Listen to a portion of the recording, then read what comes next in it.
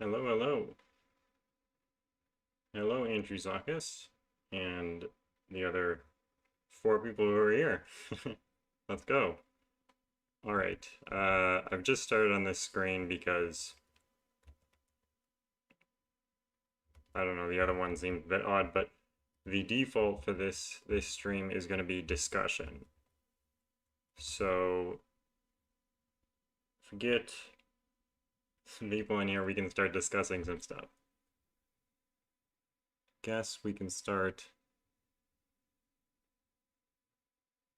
already. I mean, yeah, why not? So let's start already.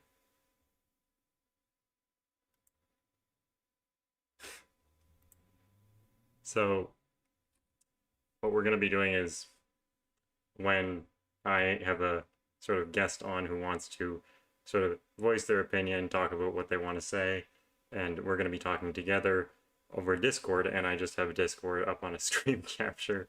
Pretty rudimentary setup here, but essentially we're just going to be listening in on a Discord conversation essentially where me and someone else are going to be talking about what we perceive as sort of how to get started setting a Sudoku, how to start approaching this problem of setting. We've lost 3 viewers. Oh no. How's it going? Using your own icon, of course. Oh, hello. Momentarily we Definitely were not we were melting here. phased between each other. We became one for a moment.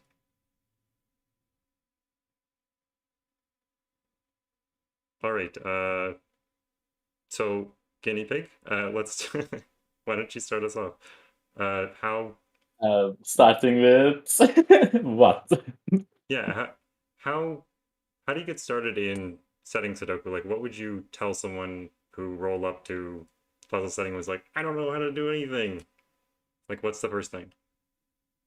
Um, in my opinion, the first thing before really starting to set puzzles is experience in terms of solving elements. Yeah, Like, I don't think you can really go out one day, watch like 10 CPC videos and be like, oh, let's go set a puzzle. I mean, of course you can do that, especially if you also know how to use F puzzles and like the Ransk solver and such. yeah. You just But it rotate likely them won't be a for good the puzzle. final version, yeah. Yeah, like because as most people have said in their setter videos before, or like pretty much anyone who has been in the server for a long time, who has been setting for a while, will tell that like it definitely takes some experience to know what type of deductions are useful and like useful in the sense that the solver will enjoy and which ones they won't. And Right.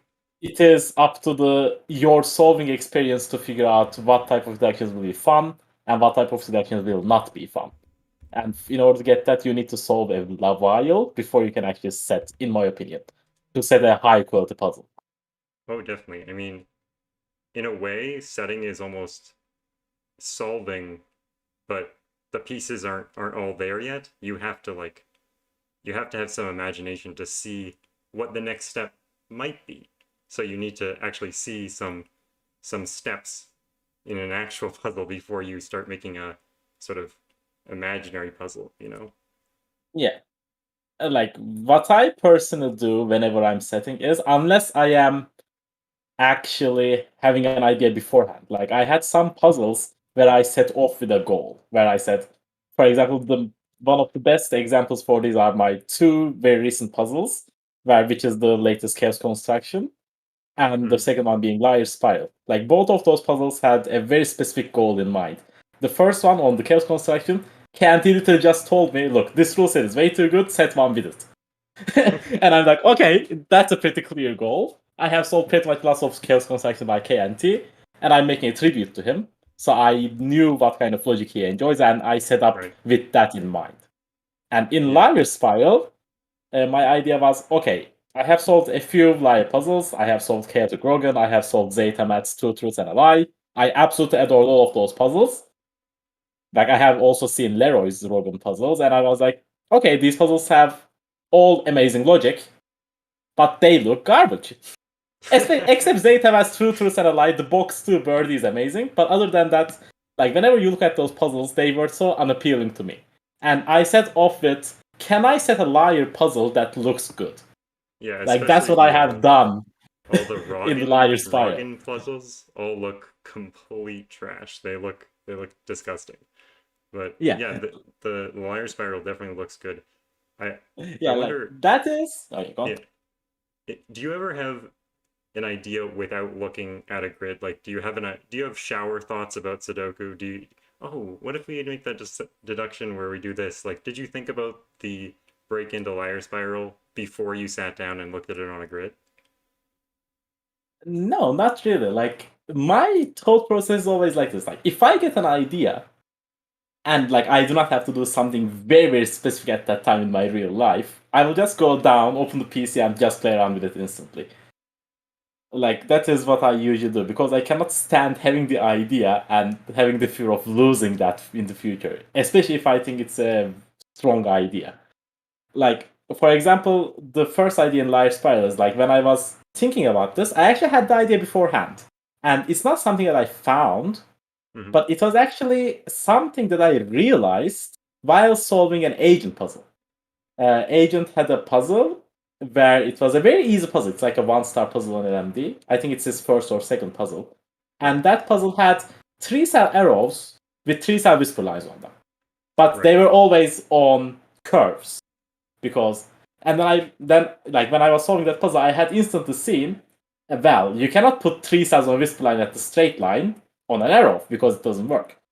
And that's what I had instantly noticed at like remembered when I was setting Liar Spiral. And I was like, wait, that can be a very good break-in. If I put Definitely. a Yeah, 3-cell arrow with a whisper line on it, you know for sure one of them has to be wrong. yeah, And that instantly led to the other deduction where if I put 2 of them, then if both of them, one of them will be wrong and the other one will be right, and the other one will be the exact opposite, which created that X-wing on lying logic, which all of the YouTube comments are actually talking about on that video, which I yeah. absolutely love. Like that was the start of that puzzle, and I just took and then I combined that idea for an agent where I had those 3-cell arrows with Tolkat's 4 corners, in the sense Mm. that I placed arrows in the 4 corners, like I placed the 2 arrows at the opposite sides to make them symmetric, and I was like, wait, like Tolkat's 4 corners puzzles look pretty good. So I just going to put 2 more arrows, which I know are going to be completely right, because I know the wrong one has to be on the whisper line, Right. and I placed the other 2 on the corners and just went from there. Like that was the start of that setting process. So even in this explanation, I have told about how solving other puzzles led to the creation of that puzzle, which is one of Okay, my yeah. favorite creations of all time. Actually, like it's definitely in top 3. I think one of the interesting points that you bring up there is not just that solving puzzles gives you experience, which you can then use to make puzzles, but also something that's very important that I don't think I've ever heard in a sort of setting, tutorial sort of thing. You often almost misunderstand or notice different logic that isn't even in a puzzle that you're like, oh, I can use that in a different puzzle. Like a lot of the times, I will not actually understand what the rules are of a puzzle, and then I'll start doing it, and I'll be like, oh, this is broken. What's wrong? And then I didn't understand the rules, but then I'm like, well, I like my rules set better. I'm gonna go set that, and I never finish the other one, but I just go and set something with completely new rules that is actually like a really interesting thing. So just solving can just give you ideas like the straight line with a whisper in the arrow, right? Yeah, like that's the type of thing I like to think about when solving too. Like I always like to think about the setter's perspective while solving as well. And like if anyone has been to my stream, like they know I always tend to, especially if I'm solving a puzzle from someone I have solved a lot of puzzles from, like Polcat, Kobe, KNT. Like in the middle of the puzzle, I say to my chat, look, I know this is going to turn out to be this way. I just do not know how to prove it yet. I just know that if that happens, it's going to be a cool step at that point. I just need to come to there. Yeah. Like that is the type of thing I like to do when I'm solving as well, because that also gives me insight when I'm solving. Definitely. Because like you can always gather some small experiences from that as well. Yeah, to set the uniqueness as TNC is saying in the chat. Like, Yeah. it's not a uniqueness logic. It's just that, like, when you have that mindset, like when you are both an experienced setter and an experienced solver, like you can see where the clicking points are, and then see, look, oh, if this were to happen, it's actually a pretty cool thing that a setter would have utilized. Yeah. And that's the sort of thing I like to do. It kind of reminds I me like to see. of that one line J Dyer puzzle, the one uh that was featured the other day, equal sum line deconstruction. Oh Um, yeah. and when I looked at that, I was like, wait a second, how many holes are there? Like, how many holes are there, cells that are not covered? And then I saw there were 8, and I'm like, I know that this is exactly why you set this puzzle. Like, I know exactly what's going on here, and I could tell that I can see that is like what the idea was before she might have even sat down. I know she went through a few different grids, so I feel like that is like the core of that puzzle. Is there's 8 empty cells, not 9. There's 8, right? And then that's when that's when the alarms ring in the brain. Like Yeah, there is something that has a reason. Like definitely. and like that is one way. Like that is the experience with the setters that you get. The other way is the other way around is sometimes you just play around in the solver. Like you just get an empty grid, play around with it. Like sometimes I just have no ideas. Like sometimes what I have done is I thought to myself, well, I haven't set a puzzle in 3 weeks. Let's do it because I never have a back catalog, so to say. Like I cannot just go, oh, let's pick this puzzle to publish that I have left in the dust for 2 months.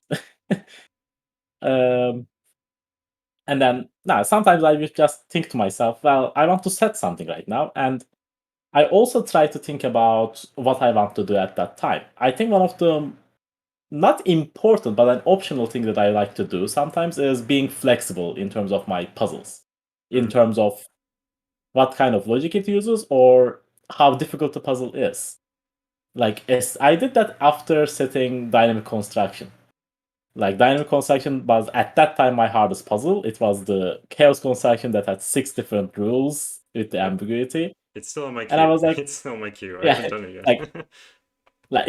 it is not the hardest puzzle. It is just very Right. hard to keep track of the rules, and like Mm. I'm not really a person that has set too many 5-star puzzles. That changed a little bit recently, but at that time that was only my second 5th-star puzzle, and the first one was the dynamic duels, the puzzle that stamped the series.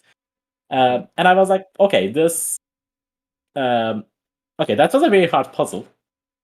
And now, like, after that battle, I want to do something relatively easy. And I set Framework. Framework is a 1-star puzzle. And I thought to myself, okay, I want to do something very simple that the people will enjoy. And played around with it. Like, I try to go into the mindset of gas setters about how to make a fun puzzle, which is relatively easy. And like Framework got relatively positive reviews. Like it has been sitting on 91% for a 1-star puzzle. That's relatively That's decent. really good. Like I have Yeah. received feedback from lots of Discord people, like Tirganus and such, said they really enjoy the puzzle, even though it's like 6 minutes, 7 minutes. And Right. yeah, like that's also something I try to do to improve. Like I also before I came to my 2022 self, when I was sitting in the back half of 2021, published puzzles onto LMD as a test. That I thought, okay, this puzzle is not as good as my other creations. Like I know that because there was a puzzle. I just asked Kirkos, give me 2 constraints, and I'm going to set a puzzle in 2 hours, Right. and I did. And then, like, I was just letting it sit in the testing, and I was like, okay, I wonder what would happen if I set Sandus to LMD. Like, in my opinion, it's like an 80% puzzle.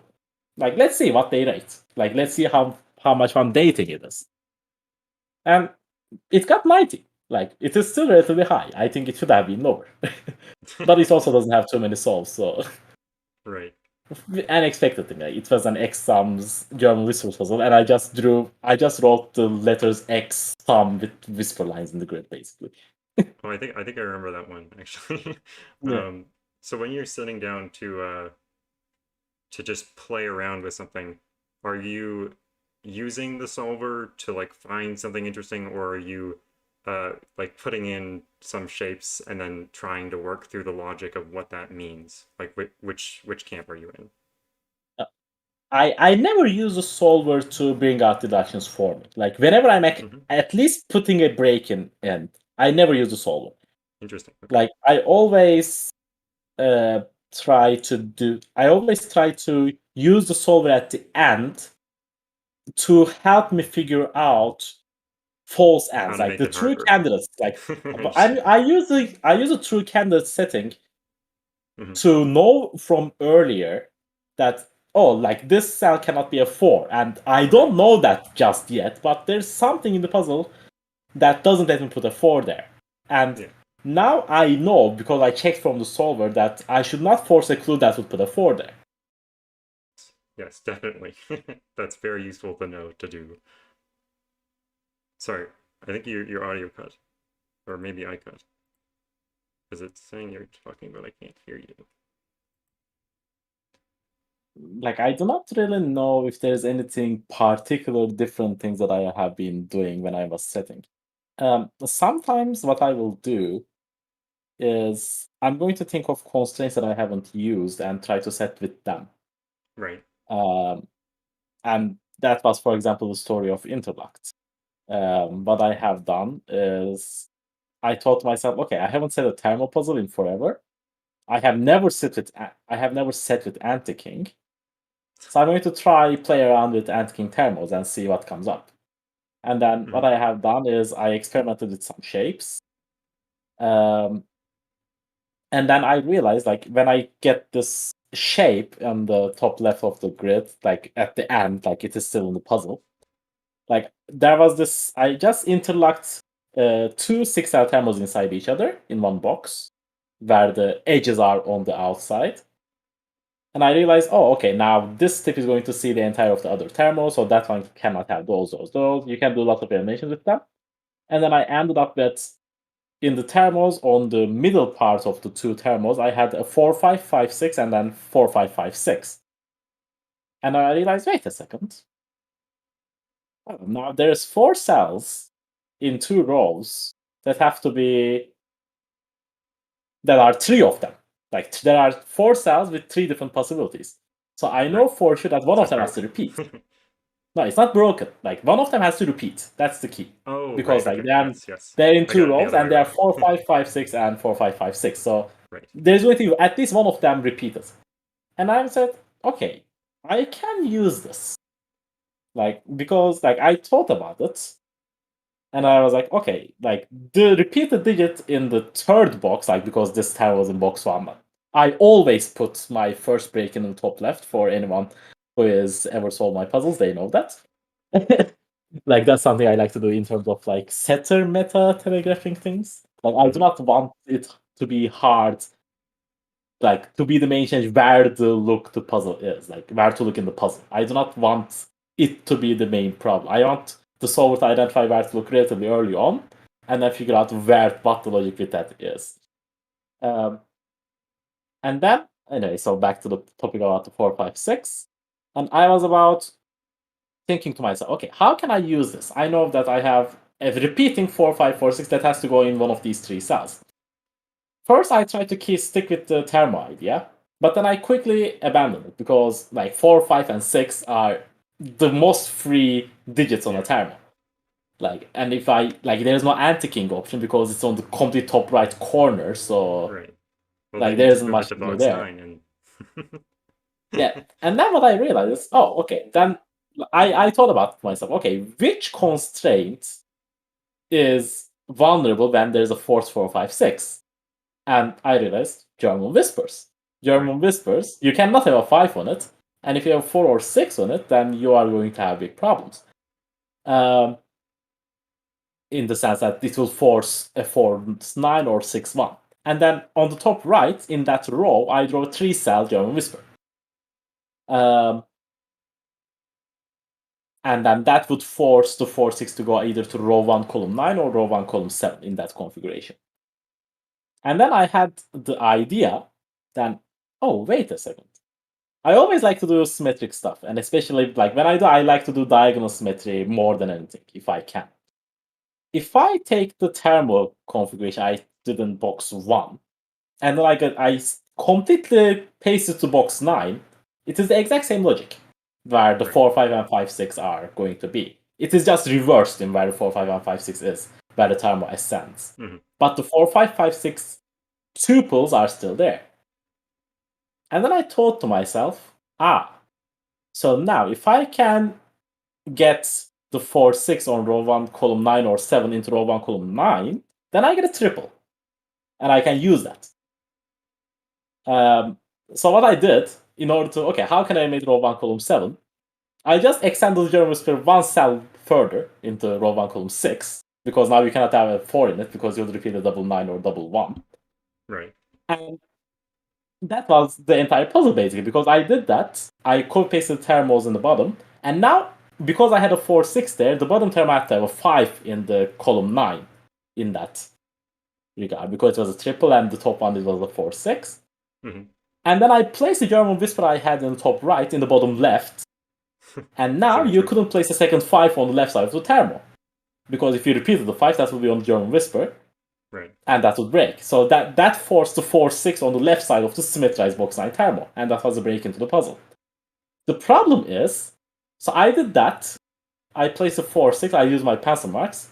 Then I went to rank solve because I was pretty pleased with the break that I had, and that also just came around with playing around with the solver, and like I didn't do anything else besides playing around with shapes and figuring out what the directions would be. Then I went to solver. Click solution count, and the solver said me. Jovial says right now, she's impressed by how much you have memorized your puzzles. But go ahead. I do not have too many. I really remember pretty much most of them. And I did that, and then the solver said to me, "This puzzle has 7 solutions. This is not around 7." I exactly remember. Like the solver told me this puzzle has 7 solutions, and I sat there. And I was like, how? Like, because I didn't do anything yet. So I turned on true candidates. And then there were like 25 different cells that had a green cell in them. Like, if you place this, then it's going to be unique. Right. And then I spent an extra 4 hours just trying to make sure to find the clue that made the mid and end solve run smoothly. Like I solved around 8 variations of ending just before I found one that I was relatively okay with in terms of how it flowed. Because whenever you are setting a puzzle, especially when you are doing one with a global constraint like that, like this is some tip for new setters. Absolutely. It is really, really easy to fall into the trap of, this puzzle has been unique, so we can just publish this. Always make sure to solve your puzzle first and see if it's actually solvable. Because whenever you are using a global constraint, sometimes the puzzle will be forced that because of reason that you cannot foresee, or you just have to heavily bifurcate to do so. And like the original version with the 7 solutions, it had nothing. Like I taught everything. I tried to do sets, I tried to do any type of logic on the German whisper and the thermals to see why any cell would bring it down to 7 solutions. And I couldn't find it. So I just went to putting clues in. I put first some of those givens in and see how, like, I was just thinking to myself, I know, like, if in the box 5, which was not touched by anything at that point, if I place a 4 in one cell, it is unique. And I'm thinking to myself, how? So I just put it in and tested it. And it didn't work. Like, in the sense that I couldn't solve it myself. And I played around. After a while, I stopped trying givens, and I put, like, German whisper lines, because those were the two things I had in the grid. And I did not want to have a very short term of disaggregating everything. And then in the end, I found one German whisper line, which is a 2-cell line. That actually was pretty nice, because I saw that one column had pencil marked 5s in them, and 2 of them were adjacent. So I thought to myself, if I place a whisper here, a 2-cell one, I can place a 5, and that will place the 5 in the box 6, and you can do stuff with that. And that was actually one of the unique ones, and that was the one that I ended up using. Right. Yeah, that's actually a good idea. Is when you are doing something which is like you know it's going to be unique pretty quickly, but you don't know like which clue is going to like do the solve path. What I always do is like test solve it like 8 times just to like see where is the solver even looking. Like what pencil marks does the solver have at this point? What is U mutable, right? And then Oh that yeah, five pair, right? Oh, you have two spots for a five. If there's a German whisper over it, right? That's an easy deduction, right? yeah. Like one thing that if the people are new to solving and new to using the solver is like yes, the solution content through candles are the most helpful things for us to check stuff right now. But the step one is also very useful, and the solution path in the Mm-hmm. sense that like if you cannot solve your puzzle yourself or just do not have the time to do so at that time, just go to the solver, click step, step, step, step, or just you'll go to solution path. And then the Right. solver is going to list to you that what it did to come to the conclusion. Yeah. One red flag is if you ever see a deduction that says setting 7 to row 9, column 5, says a contradiction. Right. That's bifurcation. Yeah. And it might be a relatively short chain that might be okay to use still. No, I will know. I will But know. in 99% of the case, it's going to be something unsolvable. So if you ever see something like that, go back, add a clue to make sure that there is something humanable Yeah, I will add out of that the some clues. constraints are not very. The computer is not good at some of the constraints. So sometimes it will do bifurcation, but if you look at it very carefully, it's just like, oh, the end of a thermo can't be a one. Well, yes, yes, it can't be a one. That's true, but you don't need to like put it in to see. Obviously that's not an example of an actual. And yeah, Interlocked was one of the puzzles that I'm really bittersweet about in the sense that like I really really like the break-in. I think the break-in for Interlocked is one of the very elegant things that I have ever done because it is really about like the solver has to find it the same way I said it. Like you have to play around with the first of the king's move, then see the eliminations of the thermals, Mhm. and then you have to realize that that 4, 5, 6 um, is actually has to repeat in row 3 and row 1 and see the implications of that. Because one thing I did also was I tried to bifurcate. Like I tried to see if that bacon is bypassable by any logic usable in the constraints I put for the bacon. Like you don't have to do this overall because normally, unless you are using lots of constraints together for your break-in, it usually won't be the case that it was going to be bypassable. Mhm. But it's always okay to check. Like if you really want a really, really polished product, like you have to that you want to see like polished by yourself without letting it be tested by anyone else. You have to be the first analyzer of the puzzle to really make sure that everything is smooth in the setting process. And like in Interlock, like I did that. I put so much time into like after figuring the things out to polish the idea. And I was really happy with it. But the problem is after the break-in was done, I had no control over it. Because it was down to 7 solutions. And one single clue that I put just resolved everything, and it turned out to be an anti-king puzzle in the end. And even though I tried really, really, really hard to make it as pleasant as possible, there are limitations to that. Like you can always have a nice puzzle using global constraints like that, but like if I really want that puzzle to be like on par with the other creations I made, like Liar Spiral, like it I would have to be in control of the solve until the really end. Like even at the end there will be a few nice deductions that would really keep the solver entertained throughout. And in Interlocked, in this sense, was a little bit short form because the break-in, like the first 15 minutes is really, really fun. And Mhm. then the rest is, okay, I'm solving a normal anti puzzle. Like it's basically singles that are a little bit harder to select. There are a few sprinkled nice anti-king deductions in there still, but nothing special in Right. that regard. And that's why it was a bittersweet setting experience for me when dealing with a global constraint like that. Right. Yeah. It's very hard to control a global constraint for sure. Uh, zetamath has a nice point about using the solver, and when it's a little bit too far, using the solver. It's far too easy to convince yourself that a certain digit has to be a 3 when you already know from the solver that it's a 3. When, like, maybe you couldn't see that deduction before, but convincing yourself after you've already seen it must be a 3, it's much easier to convince yourself that it is. But the solver obviously doesn't know that that's a 3. That's why disjoint set is the best global. Yes, Yeah, DNC, obviously. very easy control disjoint. Yeah. Yeah. Um, okay, like in terms of the setting experience, one last thing that I am very memorable about is Mhm. the puzzle that I set for a zetamath challenge actually. And that is Boxes Clash that I set for the 1,000 subscribers special.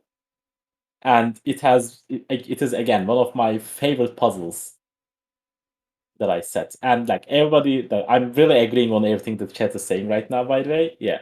Telegraphing is something that I'm still trying to improve upon. Like I'm still nowhere near the levels of Jovi, Clover, or anyone like that when it comes to telegraphing the intended logic. Um, but I at least make an attempt to make sure at least the break-in is not something absolutely disgustingly brutal. Yeah. I have one exception to that, which is the SSL Miracle, and SSL Miracle was a challenge puzzle where I was trying to do the Call-Out challenge, where you try to set a puzzle that has only arrow clues and question marks on the outside, and there's nothing inside the grid. And yeah, it has turned out to be a very hard puzzle, but it is still like the logical steps were pretty insane in that one. I'm But not aside sure. from that, Yeah. I'm where not sure telegraphing is pretty much impossible. how you can define telegraphing in a puzzle where there's only question marks. Um, Now, the breaker is actually well telegraphed in the sense that, like, on the first column, there are 5 arrows going straight through. Like, you right. have to realize, Yeah. 5 of them, the maximum value is 17. So you cannot have 200 high digits in there. Yeah. But yeah, like, those puzzles are exceptions to the rule in the sense that, like, you want to know with which goal you are setting the puzzle for. Like, that I, puzzle was, okay, that was a challenge. Like, there was nothing about, oh, I want to make this elegant. Or, like, the challenge itself is already very hard. For the people who don't know, the challenge is oh yeah. you should not put anything into the grid. Like, all Oh 81 yeah. cells have to be blank, Yes. and then you just have to Everything deal is with broken. outside clues. And good luck telegraphing with that. Like, that doesn't happen. Um, Um, yeah. That's actually a really good point to bring up this question mark thing because okay, so recently I had a conversation with someone about when when is it okay to have sort of an exploratory more because it's very hard to separate between like something like 2D wave particles where you have to sort of think about what these things mean at the beginning versus the end of a puzzle where there's a whole bunch of options that you could even look at and then just trying like every single possible option. Like there's a very big difference between those two things, but it's hard to quantify what is bifurcation and what is like exploration logic. You know what I mean? Yeah, that is a very, very fine line. And like this fine line, I have to work through in this last month a lot. Mm-hmm. Like in this last month, I have solved a few puzzles. Like I'm not going to name names, but people who are in the chat will usually know what I'm going to talk about. Like there have been a few puzzles that I solved or have seen being solved. Like had some sorts of logic in them that the setter put that left me absolutely flabbergasted about how the setter could actually think that that type of logic would be fun for the solver to discover. Like, of course, this is subjective. Like every person is going to consider different terms of length and difficulty of logical step as bifurcation or not, or unfair or fair. Like in Right. my own solving, I tend to visualize a lot in the sense that visualizing, not bifurcating, but like it is somewhat linked to telegraphing for me. Like the more I think something is telegraphed, the more I will not hesitate to visualize a few steps ahead. Right. Like, this is something that I tried to do in my latest CC too. Like, I was trying to, like, I had a break-in, which is a sweet break-in.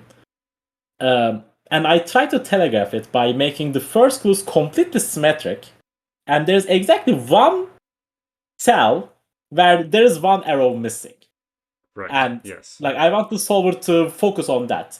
Like, the logic itself that breaks the symmetry is not that easy to see. Like, you have to think about, like, at the start, like, you can see that there is one logic that applies to either left or right side.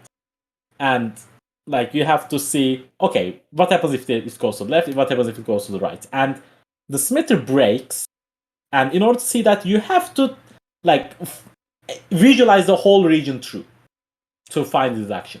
Right. But And in my there's nothing else in thinking, the it grid, was right? yeah. There's nowhere else to go, right? Yeah, at the start, yeah, when Yeah, I was exactly. putting the break in. Of course, it got a little bit crowded in the Mhm. middle, but I tried really, really hard to still make the middle cell clues symmetric as possible to still not obscure the fact a little bit. Like, I still didn't succeed quite well. Like, even though Codex saw it relatively quickly, Codex said, like, it wasn't real well telegraphed, and I understand that because it really required to visualize it, and it is something that you do a lot in chaos constructions.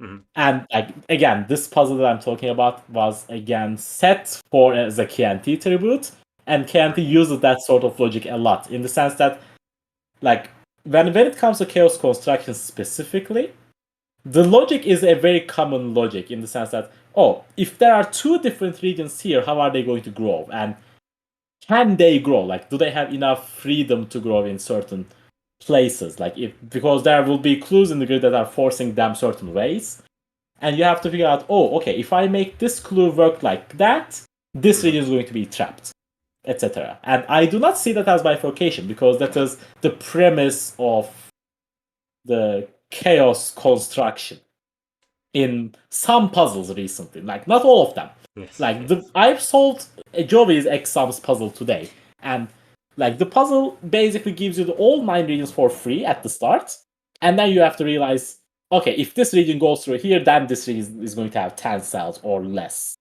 And that is also one way that people do it, but I do not really mind in that regard. Like, when you are setting something like a chaos construction, it is sort of a free for all in that logic. But still, you have to, in my opinion anyway, Yeah. have to be able to justify your reasoning for why that step is there, especially if it involves visualization of some sort. I often do this where I'll find something which you can see by saying, oh, if this region extends, then it traps these regions, right? But then I really can't move on until I've justified it in like a counting sense or something more concrete. And it's not like anyone is actually ever going to try that. Is it going to like do that meticulously by hand? Because it may be somewhat easy to actually see that it can't do that ever. But I always feel like I need to know that there's some nice way of representing it, you know? Yeah. Like, there have been a few puzzles that I saw that I said, like, there are walkthroughs to some of these puzzles because they're extraordinarily hard and they do not have like real people that know um the how the people solve it. Like, I read a few steps and I was thinking to myself, like, wow, like, that's no. Like, there is no way I will be able to spot that Yeah, when I'm I thinking of the premise of the puzzle. Because the mhm. solver, as you are progressing through a solve, there are expected things like that the puzzle provides. And this is one of the other things that comes to as a setting. Like, this is linked to the point that I was saying about having control over the entire puzzle.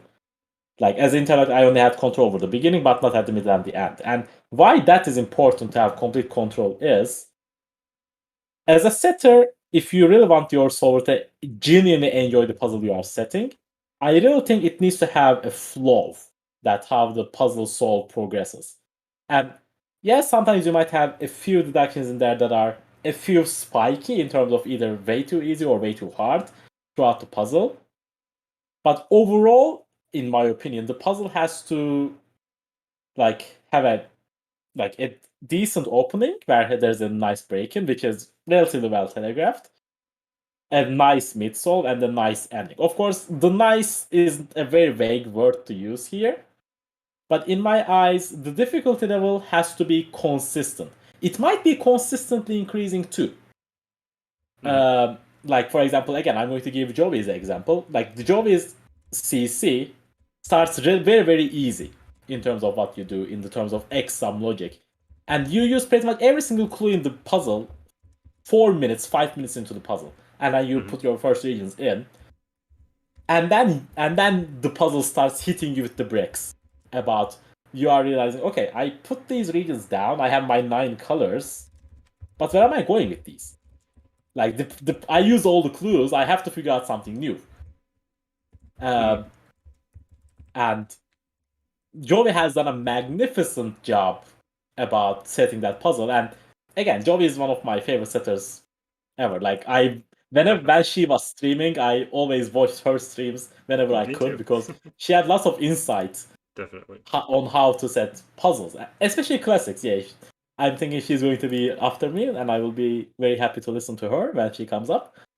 Um, but yeah, I really like the puzzle where you can really control the flow, and that's one of the reasons why I like Liar Spiral so much again, because that puzzle, a liar puzzle, just the premise is gives you so much freedom about what you can do, Right. because all of the clues you place are weak by nature. Yeah, and Like you it's cannot really hard. put a strong clue, otherwise you'll break the premise of the puzzle. And Yeah. that's how I was able to put deduction after deduction after deduction after deduction in that puzzle. And even at the end, like when I only had 15 cells empty at the final for middle rows, there was still clues I could place in there to put a deduction in at the final 15 cells, and that was absolute joy, which I never really had in any other puzzle that I set before. Right. Yeah, except Dynamic Duels. Dynamic Duels is just a legendary puzzle. Um, but yeah, that is again one thing. One, I want to let Joey to have some time as well. There is Yeah, one final thing that I want to say, for sure. and one final puzzle that I want to talk about, where I started talking about it, but then we went off topic, and Yeah. that was the boxes clash. Is sometimes it is okay to start anew just because you found something interesting. Right. That Yes. is what had happened with Boxes Clash for me, in the sense that sometimes you will start on a puzzle, and then while you are setting the puzzle, you might come across a logic that you like pretty much. Like sometimes, that happened with that puzzle. I'm not sure if you guys are familiar with it. I know zetamath is, and everyone who was watching the 1K special, because people I saw don't it I don't live while have I your was. memory, but I think I have seen the soul, but I don't have your memory, so I can't remember Oh, yeah. exactly what was going It on. is. It is the puzzle where little killer, but it is not region sum lines, but region multiplication lines on Oh, diagonals, yes, yes. basically. I tested this. I tested this for you. Yeah, you did test it, and you were the Yeah. one who I made me broke it. change versions because you bypassed the original logic at the start. Yeah, Because I one given bypassed I your logic. placed, yeah.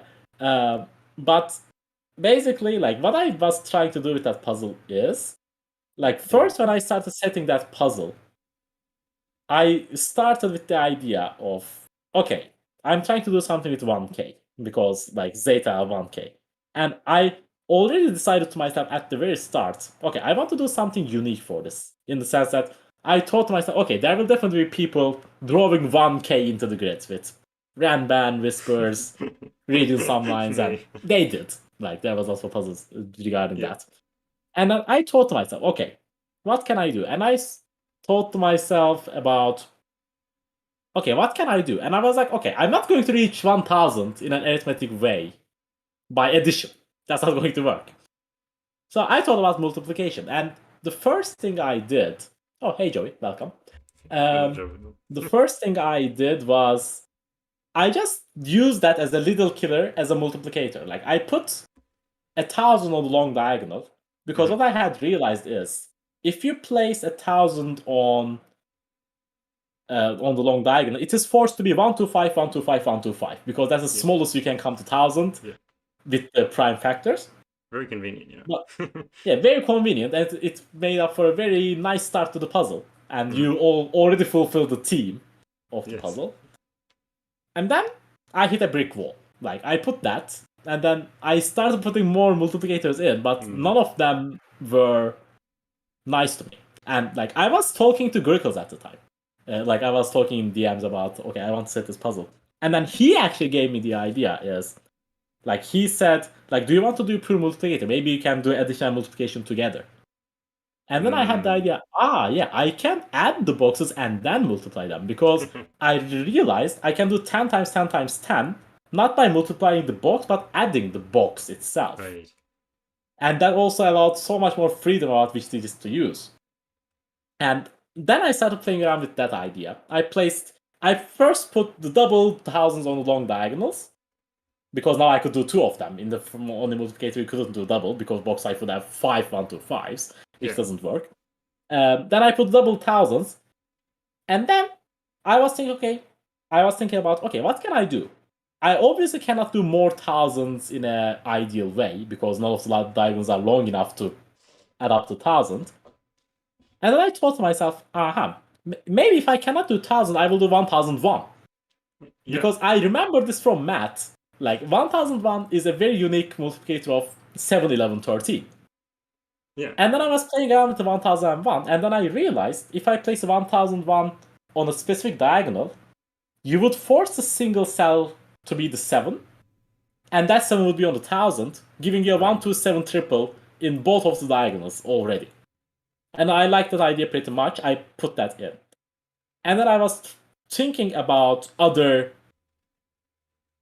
numbers which could be fun. I tried 999, that didn't work. I was thinking about other digits like 500, 250, all of these nice stuff. And then none of them worked. Then I placed about some other digits. And then I realized I was just playing around with this. I placed a diagonal across the 1,001. Like, 1,001 was going from top right to bottom left. I put one from top left to bottom right. And then I realized, wait. There is this ring that if I do... I placed the 1,001s already. If I place their counterparts, and if you highlight all of those cells, those form a ring. Right. This is what and I missed. I was like, now I can start using this. Like, which digit I can use to be... Which number can I use to make this a viable logic? And then I actually had the idea of using... Again, 500 was an option for a long time, because that forced very weird 5-7 patterns across the grid, which I really liked. And then I was playing around with the 99, and then I realized when I put the 99 in, I was like, oh, wait a second. So I have to place 11 and 13, and then I have to place 9 and 11. But there's always one digit shared, so I can never place the 11s at the same box. So if I place 11 for the 1,001, 99 has to have the 9. And then 1,001, like, if the 99 was the 11, then 1,001 had to have the 13. And I didn't really understand the implication at the time, but I was just realizing, oh wait, there is something forced here. At the time, it was not really forced, because I didn't have any digit except for the 2 7s in the grid. And there was absolutely no restriction about what these 11s and 13 sums could be. You could still do 2, 9, for example. Yeah. The only restricted digit was 1. So I couldn't really see the implication through. But then I realized, like, I finally figured out, after like a half hour of staring and working with some examples of the grid, why that the 1,001 diagonal always had to have this number 2 higher than the 99 one. And it was a very big moment. And I was like, okay, now that's something very, very cool that I can use.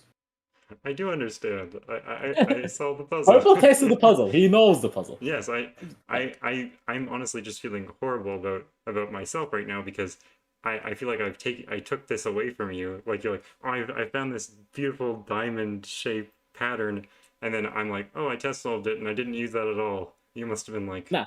no. See, here's the beauty. Here's the beauty. Because you didn't find it, Yeah. you let all the other solvers find it. Because I changed the puzzle so that the way you didn't work anymore. That's what testing is for. Yes, exactly. Like, that's why I was always asking people, like, how did you solve? How did you solve? Like, did you use this, etc. But the point I'm trying to make is, after I realized that, I completely abandoned the idea of using only LKs, and I just specifically focused on how I can utilize that those two specific digits, those two specific styles have to have two difference in them. Like I had a few more diagonals in the grid. I threw all of them away. I only kept the thousands because those were the team. I placed 99 and 1001, and I started from that position with the knowledge that I knew that those had to be the two less logic in there. And that's when I had the idea of that, okay, if I place the 1001 on the other side, I can get the 1-2 pair on the one cell. And if I also use a given digit, like what I had was like when I used 712, I realized if I place another diagonal in that box and force that sum to be 10, that sum had to be 4-6 because 1-9 is gone, 2-8 is gone, and 7-3 is gone because of the 1-2-7 triple. And the 4-6 had that magic 2 difference I had Right. that I had to use. And then I used, okay, I also then thought to myself, okay, how can I eliminate the diagonal ring to like just make it so that this elimination of the 4-6 is going to be something useful.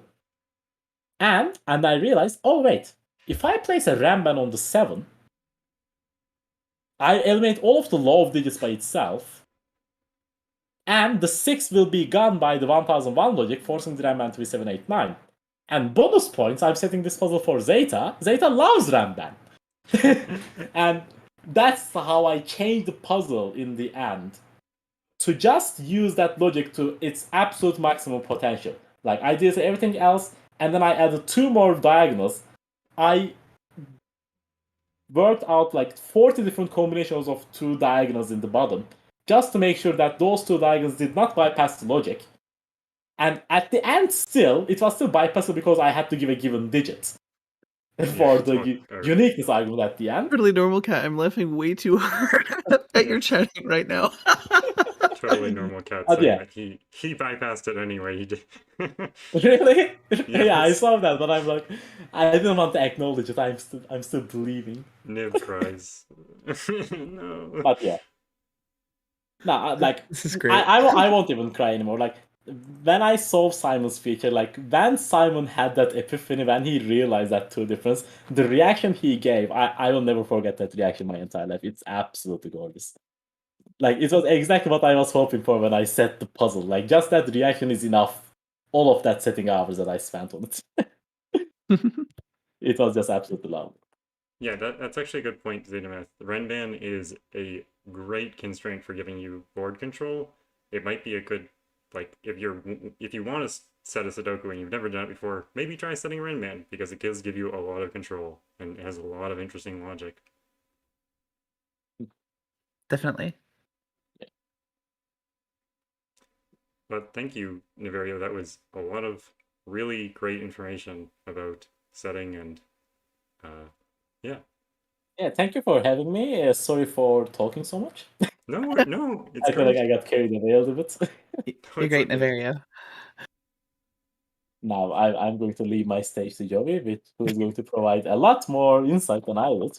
Oh, geez. Okay, we'll see. Okay, well, I'm raising the setting bar I higher guess. for you, Joey. But yeah, thanks for having me, and I've been chat. Thanks for coming. Right, let's see. Alrighty then. What should I talk about, I guess? Talk about I like how I moved myself on top of you for no apparent reason. I just said a brain fart or something. Talk about this. You said setting classics is probably the best way to learn how to have full grid control. Yeah. Because it's so Um, hard to control a classic. I thought you were saying it's so easy to control a classic. Okay, talk about that because I clearly misunderstood the very no. beginning of your talk. That's yeah, that's an interesting question. I think for classics, because each digit that you place to set up a deduction immediately has three impacts, right? Or I guess four. It rules all other candidates out from that cell. It rules all other candidates out from that Hmm. box. Removes all of the candidates out from the row and column as well. And so for me at least, in trying to set up specific um, deductions in classic Sudoku, it's all about what I like to call digit efficiency. In the sense that, say you're setting up a swordfish. Well, you know, you can set up a swordfish in, by just placing six givens into each row, into three different rows, and not having none of them be a one. You could set up a swordfish that way, but that takes 18 digits to set up. Or you could set up a swordfish by placing. Um, Need to think for a second. You can set up a swordfish by placing, say, a one into row one, column one, row four, column four, row seven, column seven, and then placing non-one digits in the center cells of the remaining boxes. That's only 9 digits, and that makes a swordfish. It's stuff Right. like that with digit efficiency is important. That's actually really interesting, not just from a classic perspective, because as Totally Normal Cat says, classics are magic to me, but also from the perspective of using given digits in your puzzles, whether it be classic or variant. Like, it's actually not easy to know how to use a given digit in a good way. Like, No, no, it's quite difficult actually because you know a lot of times you can set a variant Sudoku and then just have like oh, this one four knocks it from like yes, just 3,000 solutions to one. I should just give that four. It's like, yeah, you can do that, and it will be a powerful four, and it will be a powerful given digit. But at the same time, by doing that, you're locking out other potential clues that could lead to nicer logic paths. right, and almost like no one stops to think about why does that given four reduce the solution count so much. It's not just because it eliminates four from its row and column, it's also taking the place of other digits in that spot, right? Exactly. Yeah. Um, and as far as telegraphing in classics, as Zeta says, um, I think, and this is the, I have lots to say on the subject. I think telegraphing in classics is entirely based around, at least for me, it's based around one, digit efficiency, Mm-hmm. and symmetric layouts actually do a great job. Like, say you come across a classic and you're just like, well, I have no idea where to look, and then you're just like, well, there are only two given ones in the entire grid and they're symmetrically apart from each other. That's Ones are probably a good place to look. uh Stuff like that. Or Are say they? there's, I mean, Okay, usually, I'm yeah. learning things now. I'm learning things. Yeah, that's usually a productive thing to look at. Or if you are say you're solving someone's classic and it's not symmetric, Hmm. but there are no given nines and only one given seven and only one given eight. It's just like, okay, 7, 8, 9 is probably the place to look. uh there's Huh. probably some weird pattern, stuff like that. Do you... So the weird thing is that I think a lot of people would actually who don't solve handmade classics but solve classics just from a newspaper would probably say the exact opposite. You should Yeah, start by looking at the digits which there are the most of, right? yeah, But definitely. you're But saying there's no nines. That's the perfect place to look. Let's look at the nines. There's none of them. Like, exactly, because in handmade classics, a lot of times it's just like, I am setting this up to show this very specific deduction. Um, so in order to make that deduction as powerful as possible, I don't want to give any other of those digits that deduction is on. Um, hmm. Stuff like that. Oh, that makes sense. Yeah, that actually does Yeah, make sense now. yeah, Because you get the most. That's digit efficiency there. Because you get the it most number is. of eliminations. Okay. You get the most number of eliminations out of that. Hmm. Yeah, exactly. Stuff like, um, I don't know. As far as telegraphing in classics as well, there's a cheat code that I use. It's sort of like an in joke between puzzles. If you know anything about like completely different reference, but you know how like in Magic, whenever Penn and Teller are doing a card trick and they're forcing a card, it's always the three of clubs. It's like a little inside joke between the audience. It's like, oh, that card must have been forced because it was the three of clubs. It's like that Okay. with classics where it's me always putting my deductions on one. I always put Right. my deductions on one or 1 2 3 or 1 2 3 4, etc. I always put it on the first consecutive digits. Yeah. I think that's also something that Shy I think said in her setting video was to do if you're trying to do deductions on like a specific digit, do it on like 1 2 3, like Yeah, or like all the even numbers or something like that. Something right. recognizable. Like Yeah. I did a puzzle with an L ring for the classic pack that we made about a year ago, and it's on even numbers instead of 1 2 3 4 because Hmm. I thought that might be easier to spot in that context. I don't know what an L ring is, but Oh, I can show you if you'd like. Um, yeah, you can maybe if you stream I on the might be call, able to. I can Yeah, just resize the window. yeah. Let me see. Now Niverio is gonna be like, Uh, "Oh, why didn't you do this for me?" let me find the puzzle I made for it. Yeah, go ahead.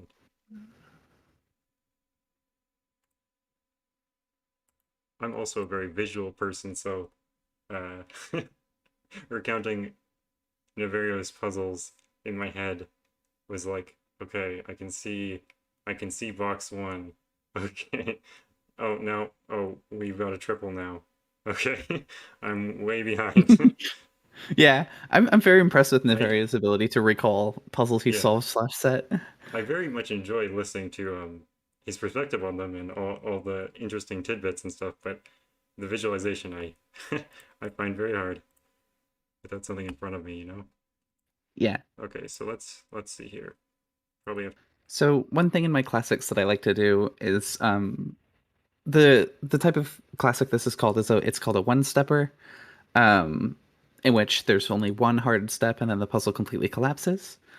Um, and trying to think of how to describe this. I like to set them up in such a way that there's very little information you can get before you have to do the step.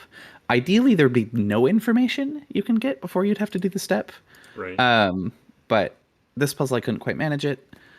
But the idea in this puzzle, if you were looking at this puzzle and you knew my setting style and you knew um, like going into it that it was going to be a one stepper, the things Hmm. you'd want to look at are like, okay, well, these these these columns look interesting. Uh, that's the symmetric pattern around boxes 1, 3, 7, and 9. That's interesting. Um, and then you might notice, well, hang on, most of these are all odd numbers. So I wonder if there's something interesting with the even numbers. Right. Um, and again, you probably wouldn't have this thought this quickly, but it's just an example. Yeah.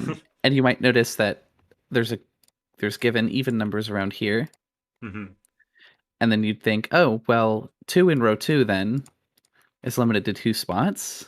Right. How about 4 in column 8 is limited to 2 spots? 6 in row 8 is limited to 2 spots, and 8 in column 2 is limited to 2 spots. Hmm.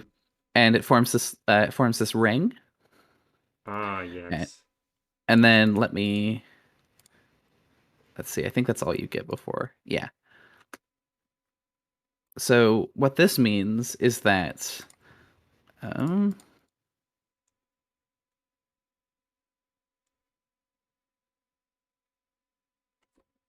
is that regardless of which way you go around the ring, so say if this is a 2, then this is an 8, and then this is a 6, and then this is a 4 via the bilocal links there.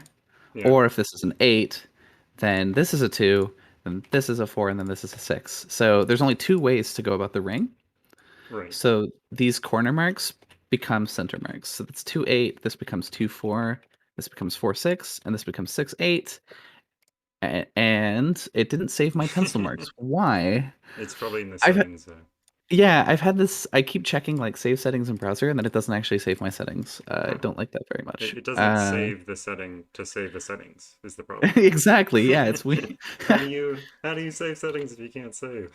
It's like Penpa had a bug with local storage for a bit, where you Right. turned off local storage, and then it would turn off storing your local storage.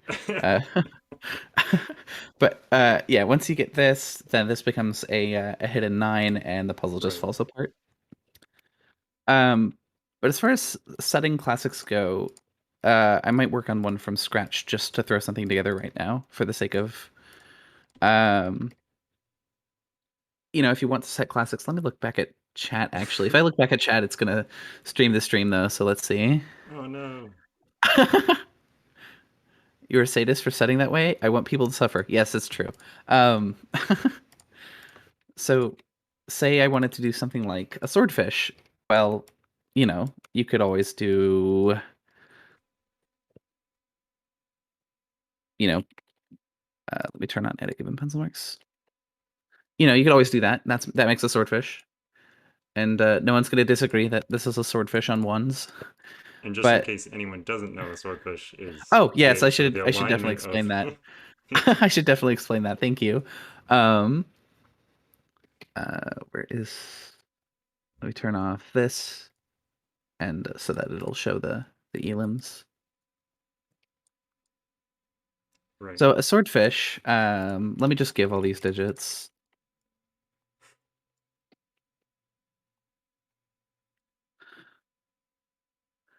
So we have 3 rows in the grid that align in 3 spots. And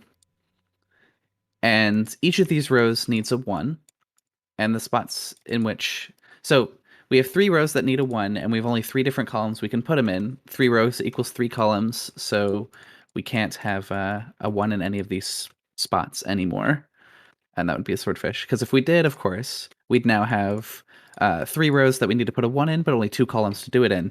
So that's not enough. I like to think of fish. I think a healthy way to think about fish is as a min-max deduction. I think if you have a healthy relationship with classic Sudoku, you'll understand why that makes sense. But other techniques like ALS deductions. ALS deductions, in fact, are entirely min-max deductions. ALS standing for almost lock set and all of its variants. But it's a min-max deduction. It's like, well, we have to place at least 3 1s in these 3 rows, and we have at max 3 columns to do it in. Okay. Right. Yeah. That makes sense. I Yeah. think, yeah. So stuff like another way to set up a swordfish, which gets less eliminations, admittedly, but is more efficient, is say we were to do this. I need to do edit pencil marks. Come on.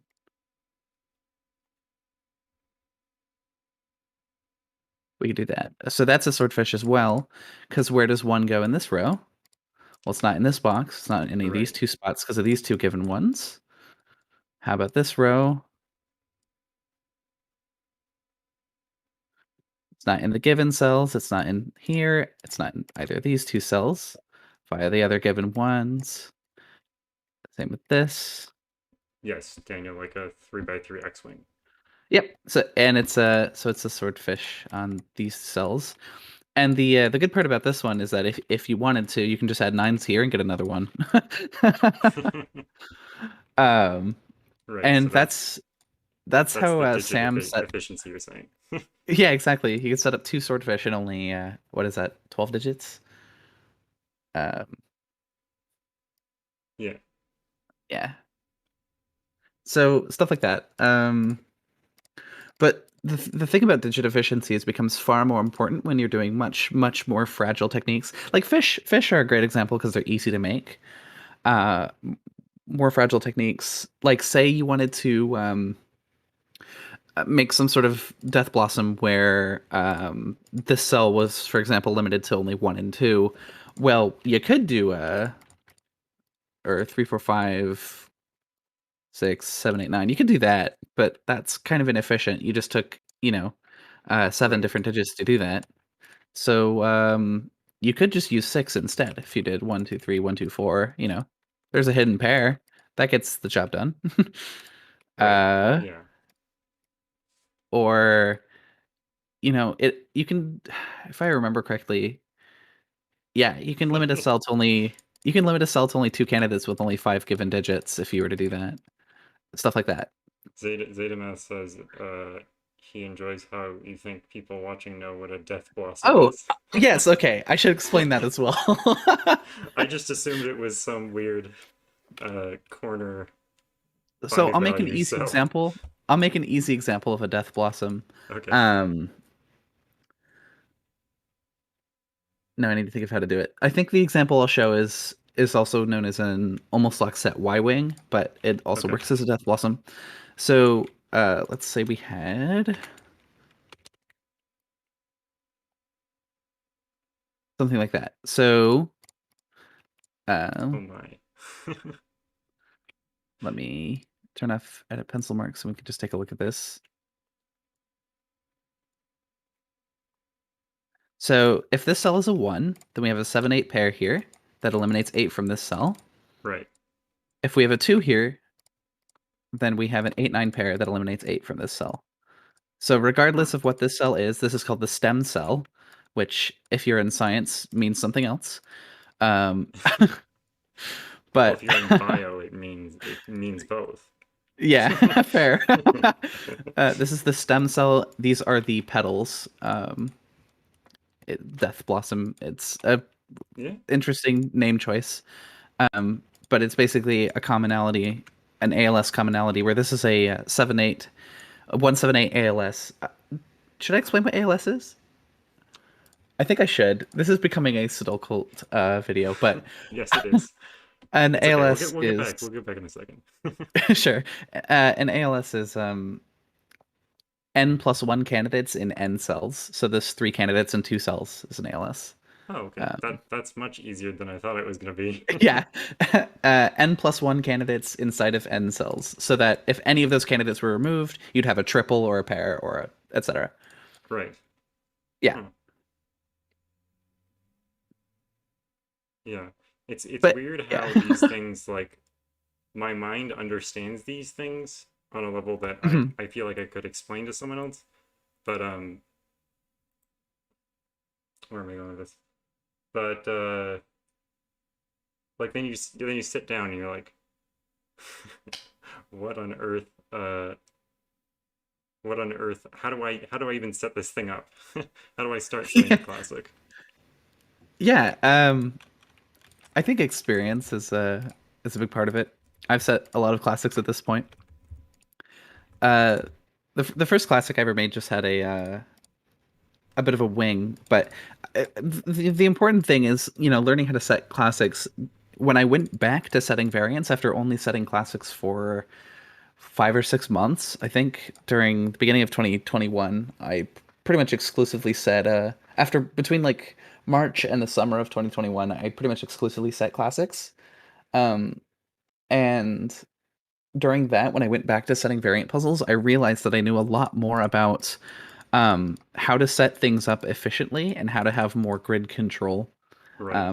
in that way. Like if I wanted to set up some killer Sudoku deduction, instead of suddenly, taking, I don't know, 20 clued cells to do one deduction, I could take 20 clued cells, but also some of the other cages, you can mess around with their sums a little bit, and instead of one deduction, you suddenly have 3 deductions, and that's what I think that's why I love Killer Sudoku so much, is because you can use one cage in like 4 different ways.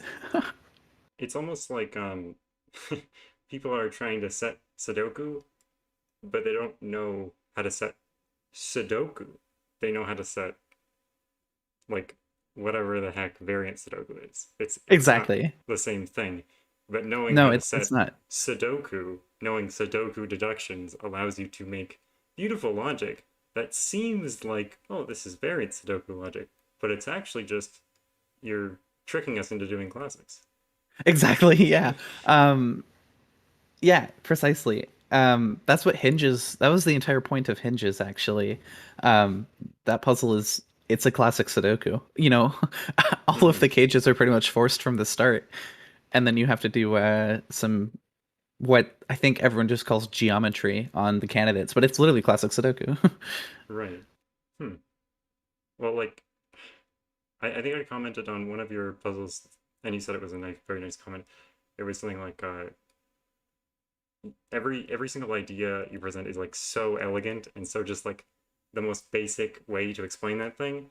And I think it's because you're using basically classic Sudoku techniques within variant Sudoku. So it seems like, oh, this is like very just basic Sudoku, but it feels very complex, very high level.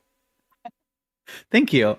Yeah, I think I I don't want to dumb anything down per se, Hmm. but I want to present everything in the most like just clear cut possible way I can. Right. Um, I think you know, a puzzle like my puzzle in LMD, Reflect, which that comment is on. Um, Yes.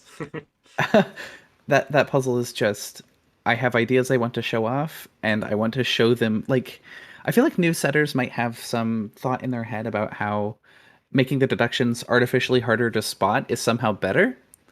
Um, Yeah. like, or how, oh, I have, you know, I'm a 3 out of 5 difficulty solver, but I want to set a 5 out of 5 puzzle. So let me take 3 out of 5 difficulty steps and make them 5 out of 5 hard to see. And that's not really that fun. Yeah, I think the best piece of of like advice I would give to a setter is it's always easier to see your own deduction. So Absolutely. no matter how difficult you think your deduction is, like times that by two. Like, Yeah, really. And I feel like, you know, you see these some arrow Sudoku in this was like a big problem during, I think, at least I thought it was a problem during summer and fall of 2021, where a lot of people were setting these arrow Sudoku with insane, you know, set equivalence theory break-ins. It's like, okay, but who's gonna think to look for that, uh, yes. given the shape of your arrows? Like, I don't know. I think that is I think it's because I came into Sudoku setting at that sort of time. But I think that is the number one thing that I've had discussions with new setters is no one is going to see this set. Literally no one is going to see the set. And Yeah. even if they do, like it doesn't mean it's okay. No, exactly. Yeah, it's like, um, I well, and this is sort of I had a bit of a rant the other. I think it was yesterday actually. I had a bit of a rant in VC1 and the CTC server, Mhm. um, where I was talking about like full coloring puzzles. I was just like, okay, make whatever you'd like to make, but I will clown on you if you call it original. Yes. People now learn to telegraph by using the word set in the title. Yeah, if you have to anyways. I actually don't mind that because it almost shows that you don't mind, like you're okay just telling them that it's set so that if they don't want to do a set puzzle, they just don't do it. Like Yeah, no, if that's if fair. someone wants to do it, they can do it. The one thing I really hate is when I'm tricked into trying a set puzzle and then I work on it for forever. And then I'm Yeah. like, is this set? Because if it is set, I'm just leaving. Like I just don't want, I can see the set now, but I just Yeah, don't like the fact that you have tricked me into wasting an hour of my time. sure. No, and that's fair. And on a TNC's comment now, I find arrow set break-ins usually well telegraphed. The cancel trick only works when the bulb is not in the same column and row as the rest of the puzzle. The other variants are harder to telegraph set. That's fair. to be honest, I'm not too experienced with solving arrow set. Um, but I have seen enough of them where I just like I've seen enough of them in passing where they sort of just mostly feel like the same puzzle, and I don't love that too much. But again, you can flame me if you'd like. Sorry, did I read the puzzle as the arrow? I didn't even hear that, so. Well, Niverio, I've set a couple of set puzzles, but they're classics. Set in classic is something else. There are some really wacky things you can do with classic Sudoku set. Um, that is a perfect example of what Niv said earlier about Anti-King, where you get to make a fun break-in. Then the rest of the puzzles force and usually tedious. I don't know. I believe that Oh, actually. TNC, okay. I mean, is a set break-in usually a fun break-in? Um, for Arrow Flame puzzles that only use min-max logic and nothing else interesting, that's fair. Um, is set fun? In 2022, I don't think it is. In November of 2020, it was still considered unfair, and then it had its golden age in like March of 2021, and now everyone's just kind of tired of it. Yeah. Are there set puzzles where the second half is not tedious? Have you solved my set classic one-steppers?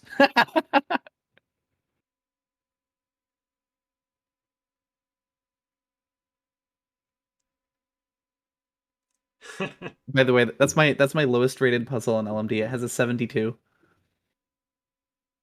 I think Niverio says it well by uh, I don't remember any set puzzles I've solved because they're not memorable. Well, clearly that's a high bar because Niverio seems to remember literally everything. Yeah, pretty much. So the second half just doesn't exist. Yes, that's true, Zeta. The second half doesn't exist. You break in and then it's over. I don't know if set can feel like a novelty anymore, Daniel, because it's just it's always the same thing. Like, Yeah, exactly.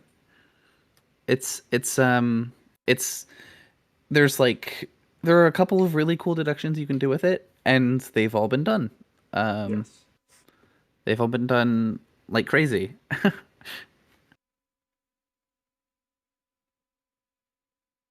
I don't remember them positively. Yeah, that's fair. um, but yeah, I think as far as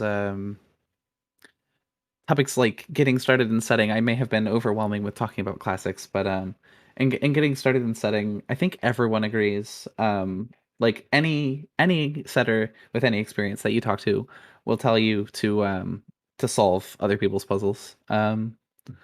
Especially of types that you're interested in making yourself. Like I solve a lot of killer Sudoku because I love setting killer Sudoku. And I love setting killer Sudoku because I love solving killer Sudoku. It's very much a make what you want to solve, and other people will enjoy it for sure. Yeah, and if you want proof that even the greatest among us have this opinion, and the ones who have not talked, I noticed that before Fistamfell, yes, Fistamfell, yes, I know all the new setters will be creaming their pants because of that name. Um, he often solves a lot of the type of puzzle that he's going to publish next. So if he's going to publish something with killer, he solves a lot of killer Sudoku. He actually does solve mostly easy puzzles. I've noticed like 3 and below, but he does like if you look at his solve history, it's usually catered towards something that he's going to make. So he does it as well. Everyone does it. Yeah, definitely. I've noticed a couple times in the past where I'll publish a 3 out of 5 something or other, and I look at a Fistama fell solve and just like neat. But most of my 4 or 5s get skipped by him, which is probably just because he's looking for something to solve casually, and Yeah, probably. yeah, Get some ideas, you know? yeah, certainly. I love making 3 out of 5 puzzles. It's probably my favorite difficulty to set. Interesting. So, when you sit down to set a puzzle, do you have a difficulty in mind? Not usually, but I usually have an idea in mind, and that idea is usually around 3 out of 5 difficulty. Um, in the sense that I really like solving 3 out of 5 difficulty puzzles because you can just sit down and solve one, and for me, it takes about half an hour to 45 minutes to get through a 3 out of 5 puzzle, and then I'm just like, well, that was really fun, and I'm not tired.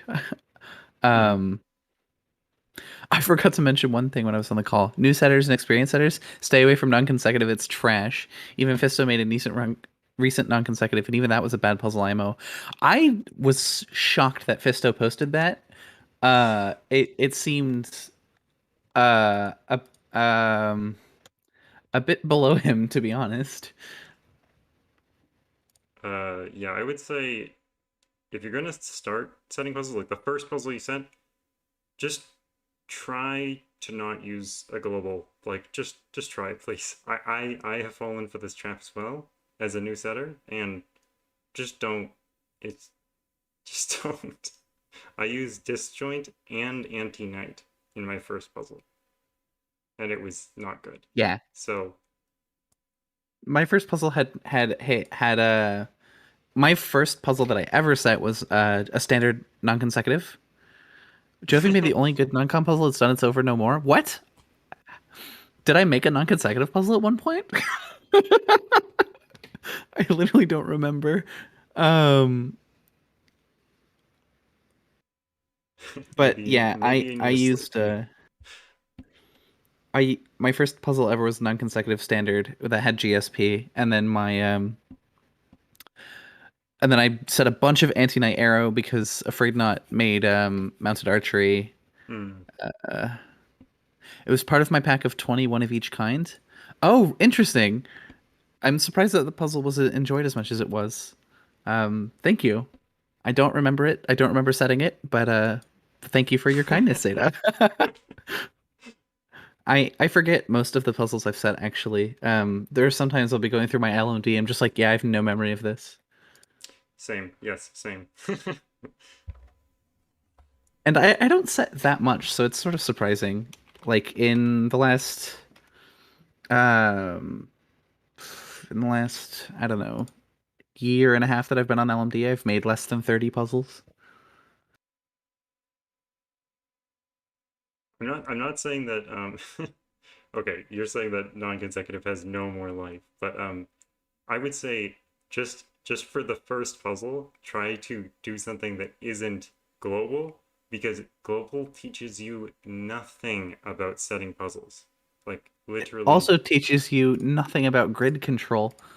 Um, absolutely, in the absolutely. sense that pretty much every anti-knight puzzle that gets popular is here's a very genuinely very cool geometry break-in. Enjoy tedious scanning for the next 60 digits. Exactly, exactly. Yeah. It's like it has one super cool like anti-knight tricks are genuinely pretty cool, but it's like okay, you did the anti-knight break-in. Now enjoy like it's just tedious scanning for the rest of the puzzle. Like that one Sudoku Explorer arrow. Oh, I shouldn't Error. flame him. I shouldn't flame him publicly. Don't. Let's not flame specifically, but Let's yeah.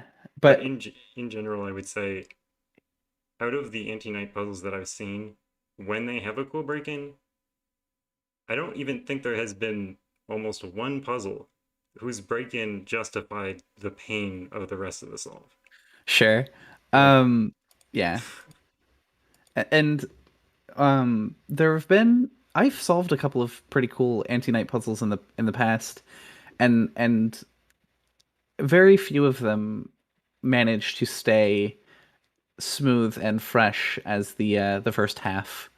mhm, Um, yeah, because it's so powerful. It yes, just forces the entire grid pretty much. yeah. I'll also um, abridge what I said before about it teaches you nothing about puzzle setting.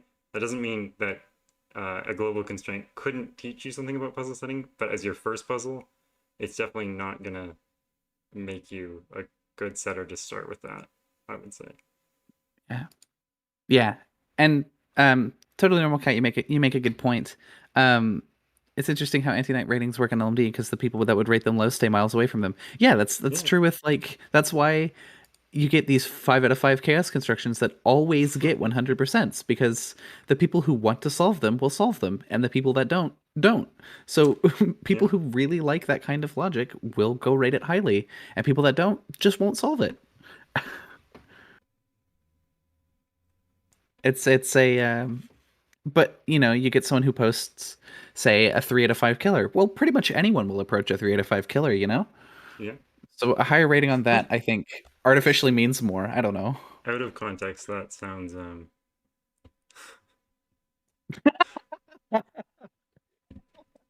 Yeah, that's not the best out of context.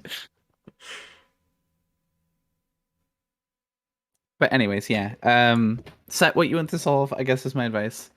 Um, definitely. I'd recommend giving setting classics a try, although I understand if you get frustrated because it's super hard to do well. Um, and solve other people's puzzles, set what you would like to see more of in the solving world, and you'll do just fine, I think. Definitely.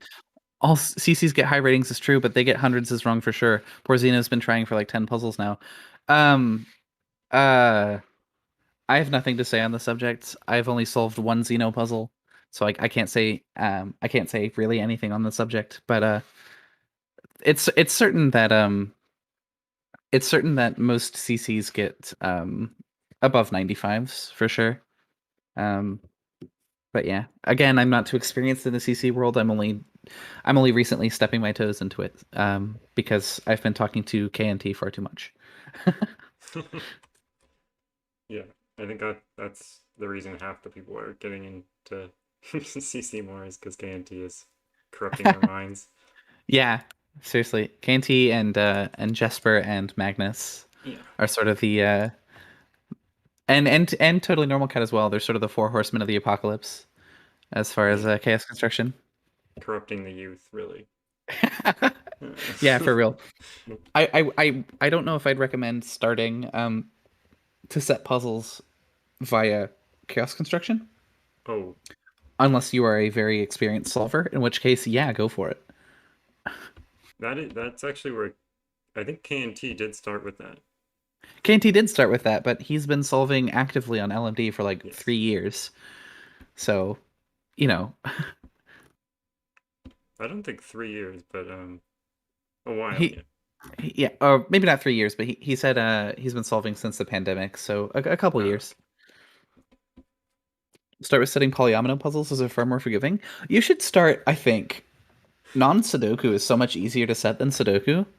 Um, if you're yes. interested in Sudoku, if you want to learn basic logic and grid control, start with a binary placement problem like a lot of non-Sudoku puzzles. The reason that Sudoku logic is so deep is because it's there's 9 different options for each cell, right?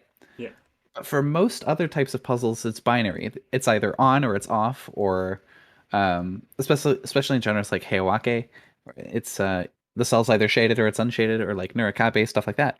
If you really want to get into setting, I'd recommend genuinely starting there.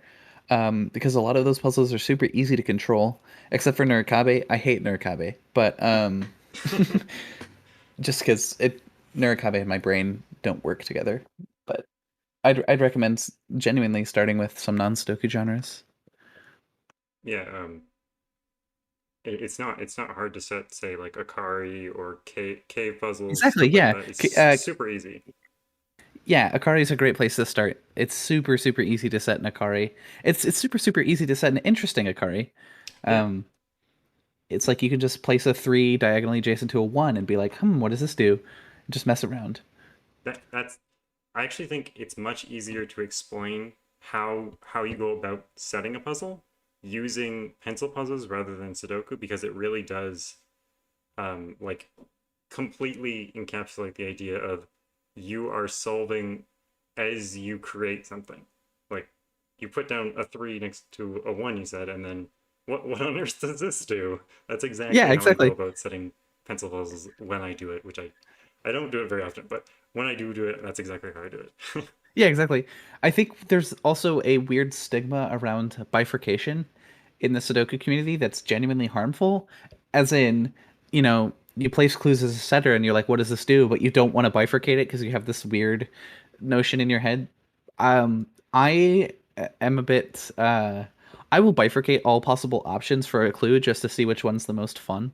Um like I I Interesting. wouldn't recommend like going, oh, if I place a 4 in this cell, it breaks in like 10 steps, so let me remove 4 as a candidate. No, leave 4 as a Yeah. candidate in that cell. But um stuff like, if this cell is a 4, something really cool happens. Let's try and make that a 4. I think that's a great thing to say because some people might be turned off by trying to do that sort of thing, but it Hmm. totally is how you're supposed. I don't know how you're supposed to, but that is one of the best ways to set is by looking at something and saying, "Oh, if this was a 5, oh, we'd be in business then," and then Yeah. making it a 5, like trying to Yeah, make it a and 5. and finding a cool, not only just making Yeah, it a 5, but finding a really cool way to make it a 5, so that the solver, as Niverio said earlier, the solver would think, "Ooh, if this was a 5, it would be really cool," and it's like meta telegraphing, but it absolutely works. yeah, and then you look for a way to make it a 5. Yeah. Exactly. Yeah. Yeah. Exactly. But yeah, I think that's most of what I have to say on setting, and I know I got a bit off the rails there, but No oh well. worries. Whenever I talk to you, do you want to see uh, how to make a swordfish in classic Sudoku? Bring up the F puzzles, which is great. I love the energy. Yeah, I mean, I'm actually putting together a bit of a puzzle pack of meta puzzles of classic Sudoku, where it's like set up X technique in some amount of digits, Oh, and it'll be a good way for people to learn grid control, I think. that is so Um, awesome. yeah, I'm looking forward to publishing it. I've always thought about maybe making some kind of weird meta hunt where it's like, oh, set your own Sudoku, but it's not even a meta hunt. It's literally just like put a 3 cell thermo into one box and then like get people to make a puzzle, without, Yeah, yeah.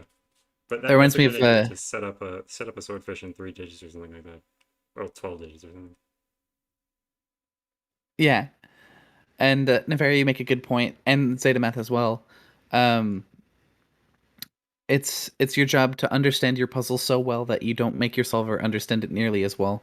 Um, yeah, I think I don't know. I think for me at least, understanding the ins and outs of something like a chaos construction is well, I say not having set many of them, so this might be completely off base, but um really understanding deeply how your puzzle functions, your solver's not really probably going to want to do that. They'll want to solve the puzzle, but you know they don't need to know every single possible way to get the orange region up to row 3 column 9. Hmm. Yeah. They'll just need to know, okay, but it has to get there, stuff like that. Jovi, you usually post on LMD? Yes, I actually usually don't post on LMD. Yeah, most of my puzzles are 15 to 20 minute sets that I just post into VC1 and then they die. Um, but my longer projects I do usually post on LMD. Yeah. Oh, yes. I hope we get Zeta. I hope we get Zeta in here. That'd be great. Because I'm honestly not sure. Like,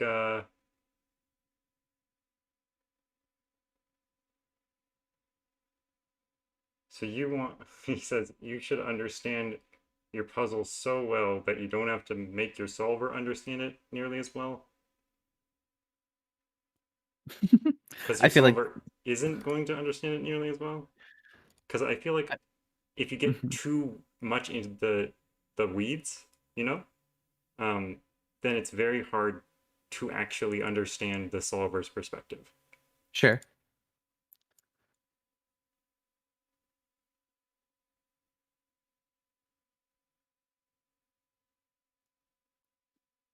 Which pack thing, Daniel? Oh, I think the one that you were saying, like set up a swordfish with. Oh, the meta puzzles pack would definitely just be a Discord publish. Yeah, Yeah. As hacks I might hacks do post, not I'm do working on well a on LMD.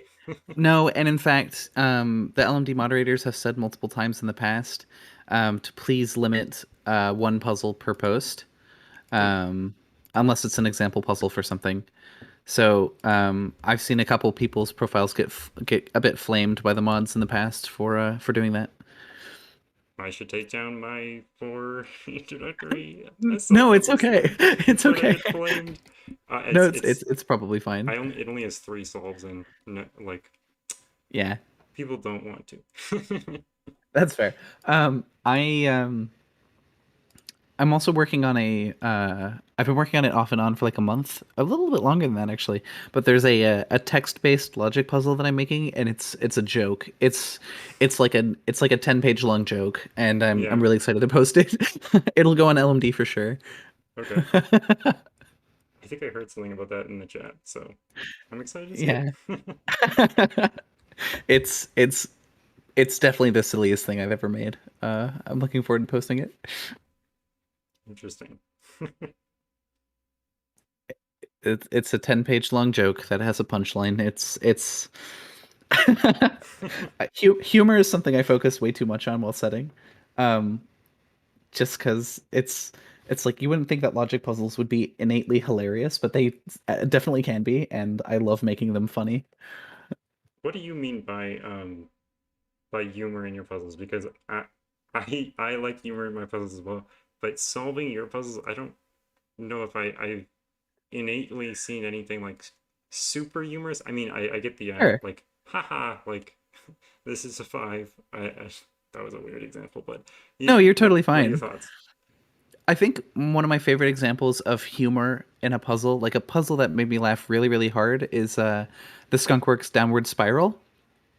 Um, Hmm. just because, you know, you have one realization and then you realize, oh wait, it's all over the grid.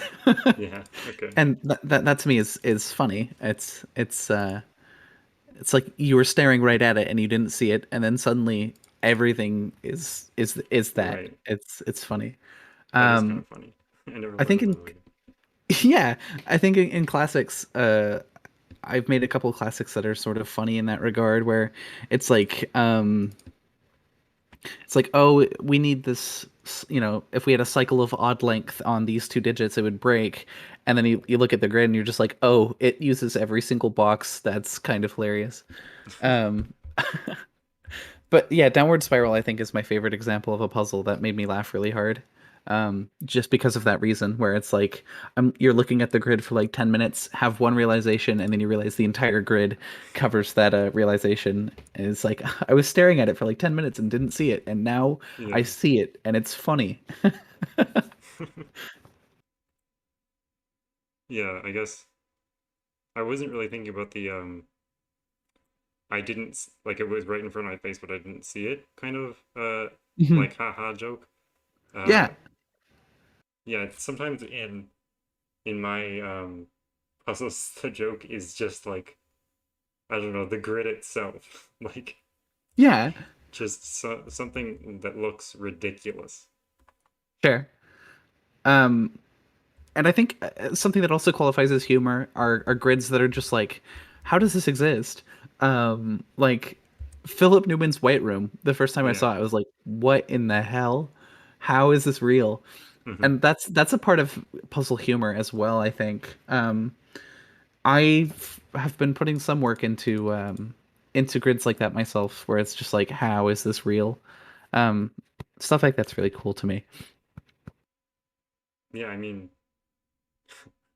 the I don't know how to pronounce it, but the one that started with O that I didn't really get. Seeing that for the Oh, first time, I was like, yeah.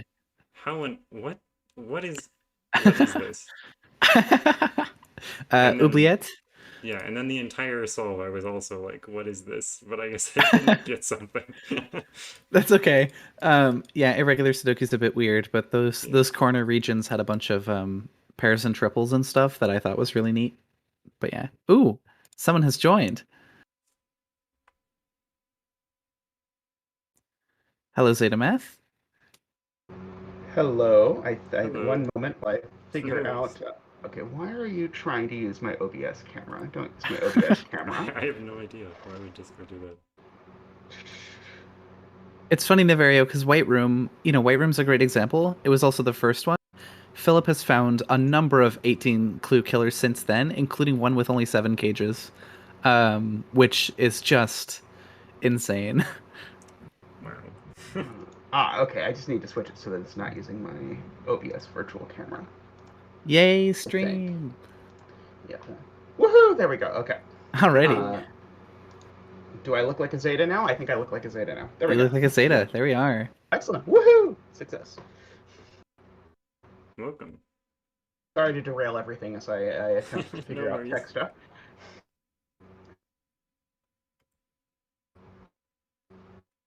So I think you wanted me to say what I meant about this intermediate setters thing, sure. understanding this. So I'd say a thing that makes solving puzzles fun is that usually solving a puzzle is like a series of quick deductions that hopefully goes from the start to the end. Hopefully, fingers crossed. But of course, when you're setting it, it's going to go very, very, very slowly. And so you, as a result, when you're setting it, you tend to learn all of these things. Like Jovi's saying, like, oh, this can't be a 4 for this ridiculous reason. And part of your job as the setter is to protect your solver from ever having to think about whether that cell can be a 4, however that is. They don't have to think about the hard things. And so you understand the hard things because you have understood what is going on in the grid. Your solver shouldn't have to. And I think when you're an intermediate setter, it's really tempting to sort of understand these logical steps and then say, okay, well, now this is a great opportunity for me to make sure no one can solve my puzzle without understanding these steps. Right. And I think that's exactly the opposite of what you want to do. I tend to agree. And so I actually think like one of the things that I do more and more as I become, I hope as I become a better setter, is I add lots of exit routes through my puzzles. So, for example, lots of people in MIA, if you have solved that one, there's this ridiculous cage on the left where you end up making a hard deduction about where it goes. There are about 5 different ways that you can make that deduction. And if you watch the setting video, you can see some of them. So like there's a given digit that just gives you an extra different proof that you could do this thing. And so I think adding sort of different ways through it, because your solver's only going to go through it once. Right. You just have to have fun going through it from start to finish. It doesn't matter if they see everything. That's not really their goal. And so I think that that's really the mindset you want to think it through is like, how can I sort of like make sure that people who start this puzzle make it through? Yeah, the worst thing that I think you can say about a puzzle at the end of solving it, not the worst thing, not that it would be bad for the puzzle to say this, but the most annoying thing to me for someone to say at the end of a puzzle is, this piece of information was useless. Like, okay, maybe it was useless for you, but there is a reason why I put it in there. There are multiple ways to see something, and sometimes one way is much easier than the other way, and that piece of useless information is quite helpful, at least for me, from a solving perspective. Yeah, and maybe they did use it. I think that happens. I mean, I tend to say this a lot when I solve puzzles on streams. Like, did I even use this? And I mean, I think most of the time the answer someone in chat usually is able to tell me is, yes, you did at some point. But maybe it's a redundant clue. And if it's a redundant clue, that's great because you can put them in just to be nice. Like, I think like part of this comes from like, I'm a math professor, so I write calculus exams and I grade a lot of calculus exams. And like, of course, every time I write a calculus exam, that means when I go to, before I give the exam, I have to do it myself. And anytime when I'm doing the exam myself and I'm like, this question's annoying, Yeah. That means I'm now going to have 40, 100 copies of that annoying thing to do because I'm going to have to grade Yes. them all. It's like, just only ask questions that you want to answer. And I think that is really the thing that you should do when you're setting is only require deductions that you want to make as a solver. Yeah. And that you could do yourself Yes, that you could because do is yes. also. I think we were talking a lot. I think I was. I love Rank's solver, but I was sort of discouraging newer setters from using it as much as like other people. I think were like, that's the first thing you do. So I think it's very easy, and certainly Ranks would not disagree with this.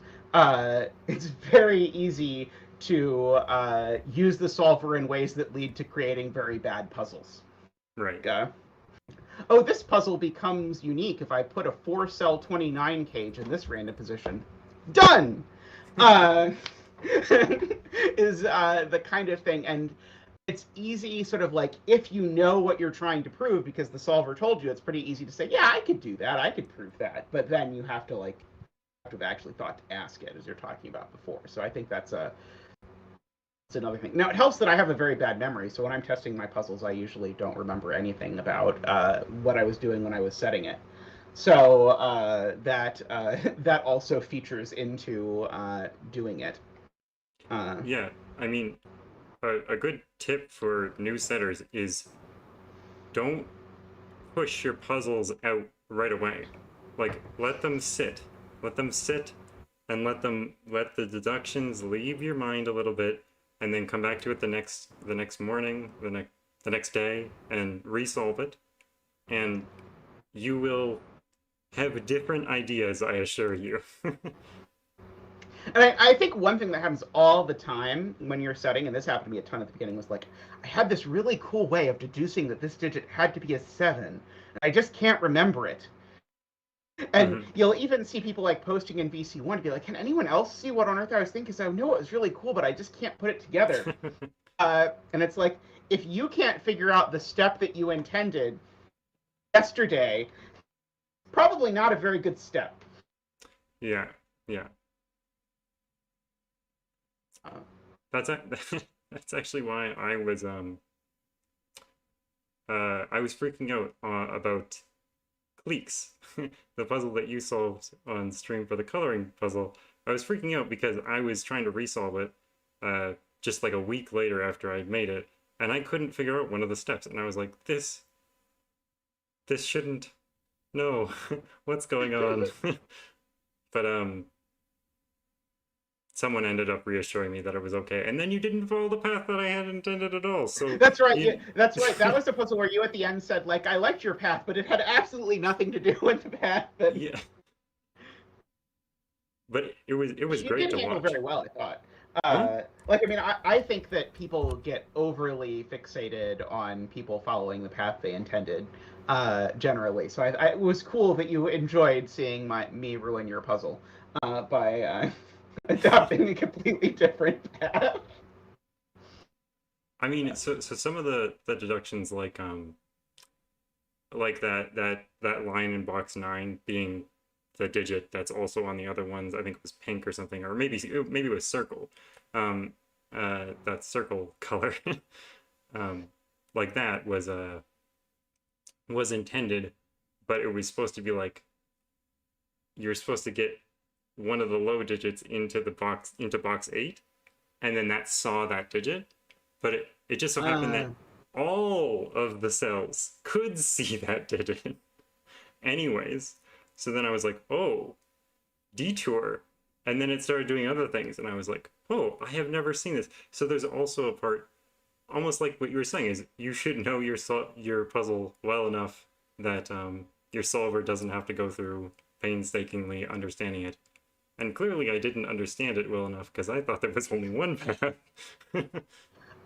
When you're building a puzzle, a lot of the times you build in, like, this clue is here because it forces this thing or this thing. But then, of course, you keep adding other clues. Right. And yes. the other clues have to be consistent with the deduction you wanted. But very often that means that you've introduced a different way to sort of get there, which is, again, like, I think a positive, because I think sort of if you have all of these sort of interlocking pieces, it creates more paths, which means more people will actually finish the puzzle that you have made.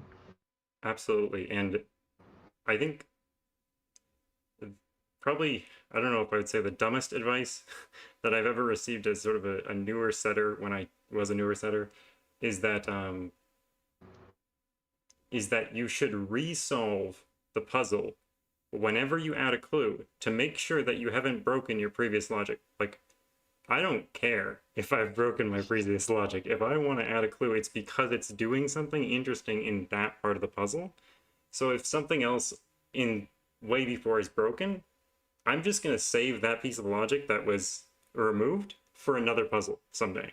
Like, I'm going to think about that, right? And very likely, even if you could work around it, just the way you've added... Oh, sorry. I stopped hearing you, but you didn't stop talking. Oh. Okay, now I think you're not talking. Hello, hello, hello, hello? Hello, okay, I hear you again. Okay, okay. All right, your audio caught out at what sounded like a point where you were stopping. But in fact, then I looked over at the video and it seemed like you were still talking, perhaps. Oh, were you looking at the stream? Because it would be a little bit delayed, right? Oh, yeah, it's possible. Yeah, Yeah. I was just doing that to make sure everything was still working. But yeah, Yeah. but even if there is another way around, usually because of the way you're sort of like tending to fixate on aesthetics when you're setting, at least I tend to, people are going to be drawn to the telegraphing of the path you intended anyway, even Right. if there is a path around it. People are more likely to like follow the arrow in box 1 than they are to ask at some random point where are the evens in column 2 most of the time, even if that would lead to a nominally simpler deduction. Right. And I can't remember who it was, but at some point I had tested a puzzle for someone, and then I was like, oh, I love it, like it's great. And then they came back to me a few days later and said, oh, someone bypassed my intended path, like my intended break-in. And I said, what did they do? And they said, oh, well, they were testing candidates in this cell, and then this one didn't work, so then they got a triple, and then all of a sudden the rest of my solve path started falling apart. I was like, I don't think anyone else is going to be testing random candidates in this random cell. Like, So one thing that I have noticed as a result of the fact that like more people have been doing my puzzles and I've gotten to watch a bunch of them, and actually this is something that came up in 2D wave particles among other puzzles, also Nabner. Like I really like the aesthetic of a single black crocky dot to disambiguate the end of a puzzle. Like I think it for most constraints, I think it looks really nice in the grid. I think it's not but I've noticed that a lot of solvers, when they see a puzzle with a black croppy dot, they're like, well, I know there's only 17 options for ways to fill this in, so let me try each of them and see if they break. really? And then that just sort of was like, what?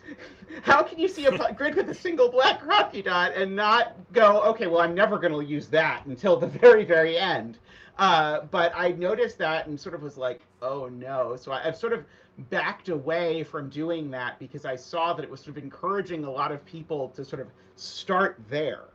And I think if you're newer to puzzles, I think it's very reasonable to say, well, there's only one of these, and I know it's very restricted. Maybe I'll start here. But of course, that's not the message I was trying to send. But I could not like whisper in their ear when they were doing this. Right. I mean, I think that trying candidates is higher in a lot of people's lists than it is in mine, we'll say. Right, right. I think if people are trying candidates, you might not have given them something interesting enough to look at, you know? That is possible. But and then I do always have to point out, like, there are a lot of people whose primary interest in Sudoku is speed solving. And if your interest is speed solving, trying candidates and bifurcating is part of the fun part of speed solving. It's how you solve faster. You're definitely not going to solve faster by giving a rigorous proof of every step of your Sudoku grid. Hello, Hey, Ranks everyone. and Malcolm.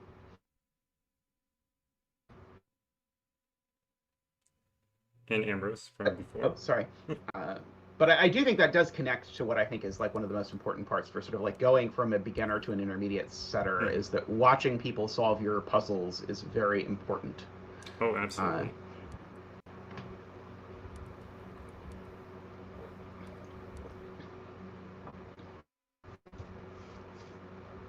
Especially watching Kodak solve your puzzle is very useful, because he tends to take a path that's least traveled, and not like a weird path, just like a really cool path. And I think that's where I started to understand that it's okay for there to be another path to the puzzle, is watching Kodak solve. Because rarely does he follow the path that I had intended, but it's usually a pretty cool path. Like, if you ask him about what he was doing at the time, like, it's usually very cool deductions. And who am I to argue with cool deductions? Like, Exactly. Yeah. I mean, as long as the person who's solving it is having fun, I think it's things are working as intended.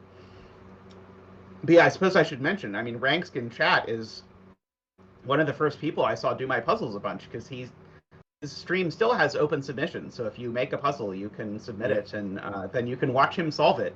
And seeing him solve my puzzles and seeing which parts that he sort of like groaned through versus sort of flew through or enjoyed or whatever, I mean, that really informed a lot of how I sort of started studying from there. yeah, and I think Ranks does have a good point with you might not bypass the logic that you had earlier, but you might distract the solver by adding a bunch of busy clues into the grid. I think especially this comes into play when you're adding things that are like a very different variant, like you said, black crop dot with a bunch of like Ren bands, or for example, like, oh, the black crop gut, that's supposed to disambiguate at the beginning, maybe, is the first thought people have, right? Mm-hmm. Yeah, actually, the first Renbon puzzle I ever made was just a bunch of length 4 Renbon and a black crafty dot. And certainly an awful lot of people I saw try that assumed they were supposed to start with the black crafty dot. So then I changed the title of the puzzle and made the title of the puzzle 159 when I posted it, so that people would know the first thing or might be inclined to think the first thing they were supposed to ask about was 1s, 5s, and 9s. Of course, then 159 became a whole Sudoku format, but that was months later. Right.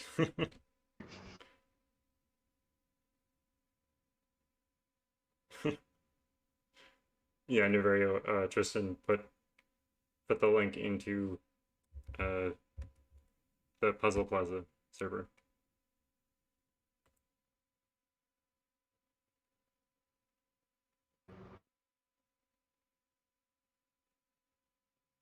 That's a good point, Malcolm. If they're givens, then he often looks there first in a solve.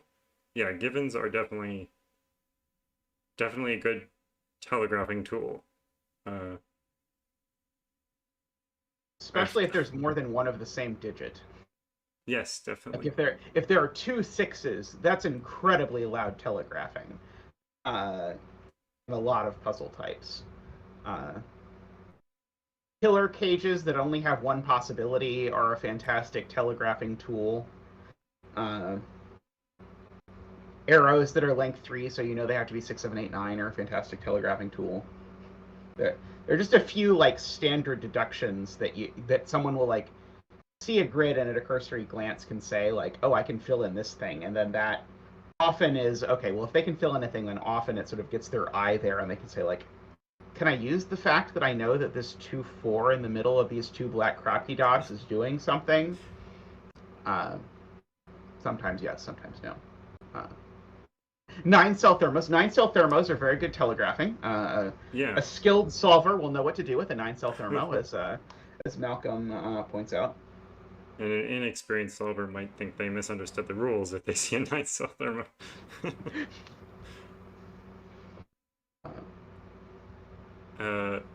What do you think about using dots or X's or V's or something like that for disambiguating? Because I know a lot of people think that is not good. Like, that's like a not good thing to do as a setter. I am so specifically black dots are very pretty, I think, in most grids. White dots are a little less so, but okay. Although white dots also tend to more quickly restrict things, so they might muck with what you have involved. Uh, but I think white dots are fine. I think a single X or a single V looks a little weird. And a single V tells you both digits are low, which, if that's not what your puzzle is about, uh, will sort of possibly throw Yeah. someone off. Uh,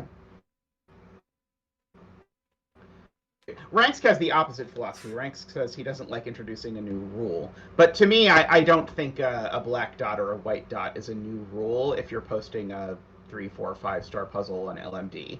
Uh, I don't think it's any different than introducing a given digit. Uh, but My I general thoughts on the matter is, if it doesn't do anything interesting, like if there's no interesting reason why the dot is there, then I don't want it there.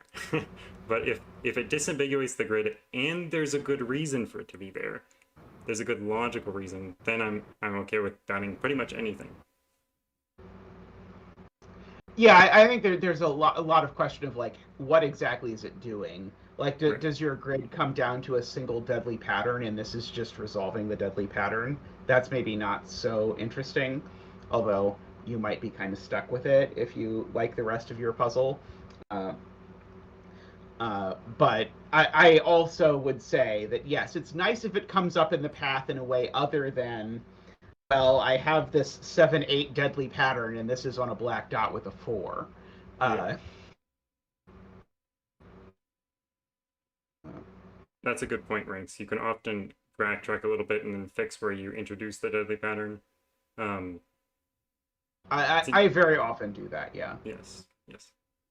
Uh, Also, with the whole bypassing logic, another thing that I wanted to say was that if you're going back and removing things so that you're not bypassing the logic, maybe a better idea is to almost refresh, like restart the puzzle from scratch and try to build that logic up and then not break it if you really, really want that logic, you know? Yeah, I think don't be afraid to start over from scratch is just generally great advice. I think that came up when you were talking to Niverio earlier, Yeah. but like a lot of my puzzles are not the first, second, or third time I've loaded a blank grid and started putting clues in. Uh, we'll see.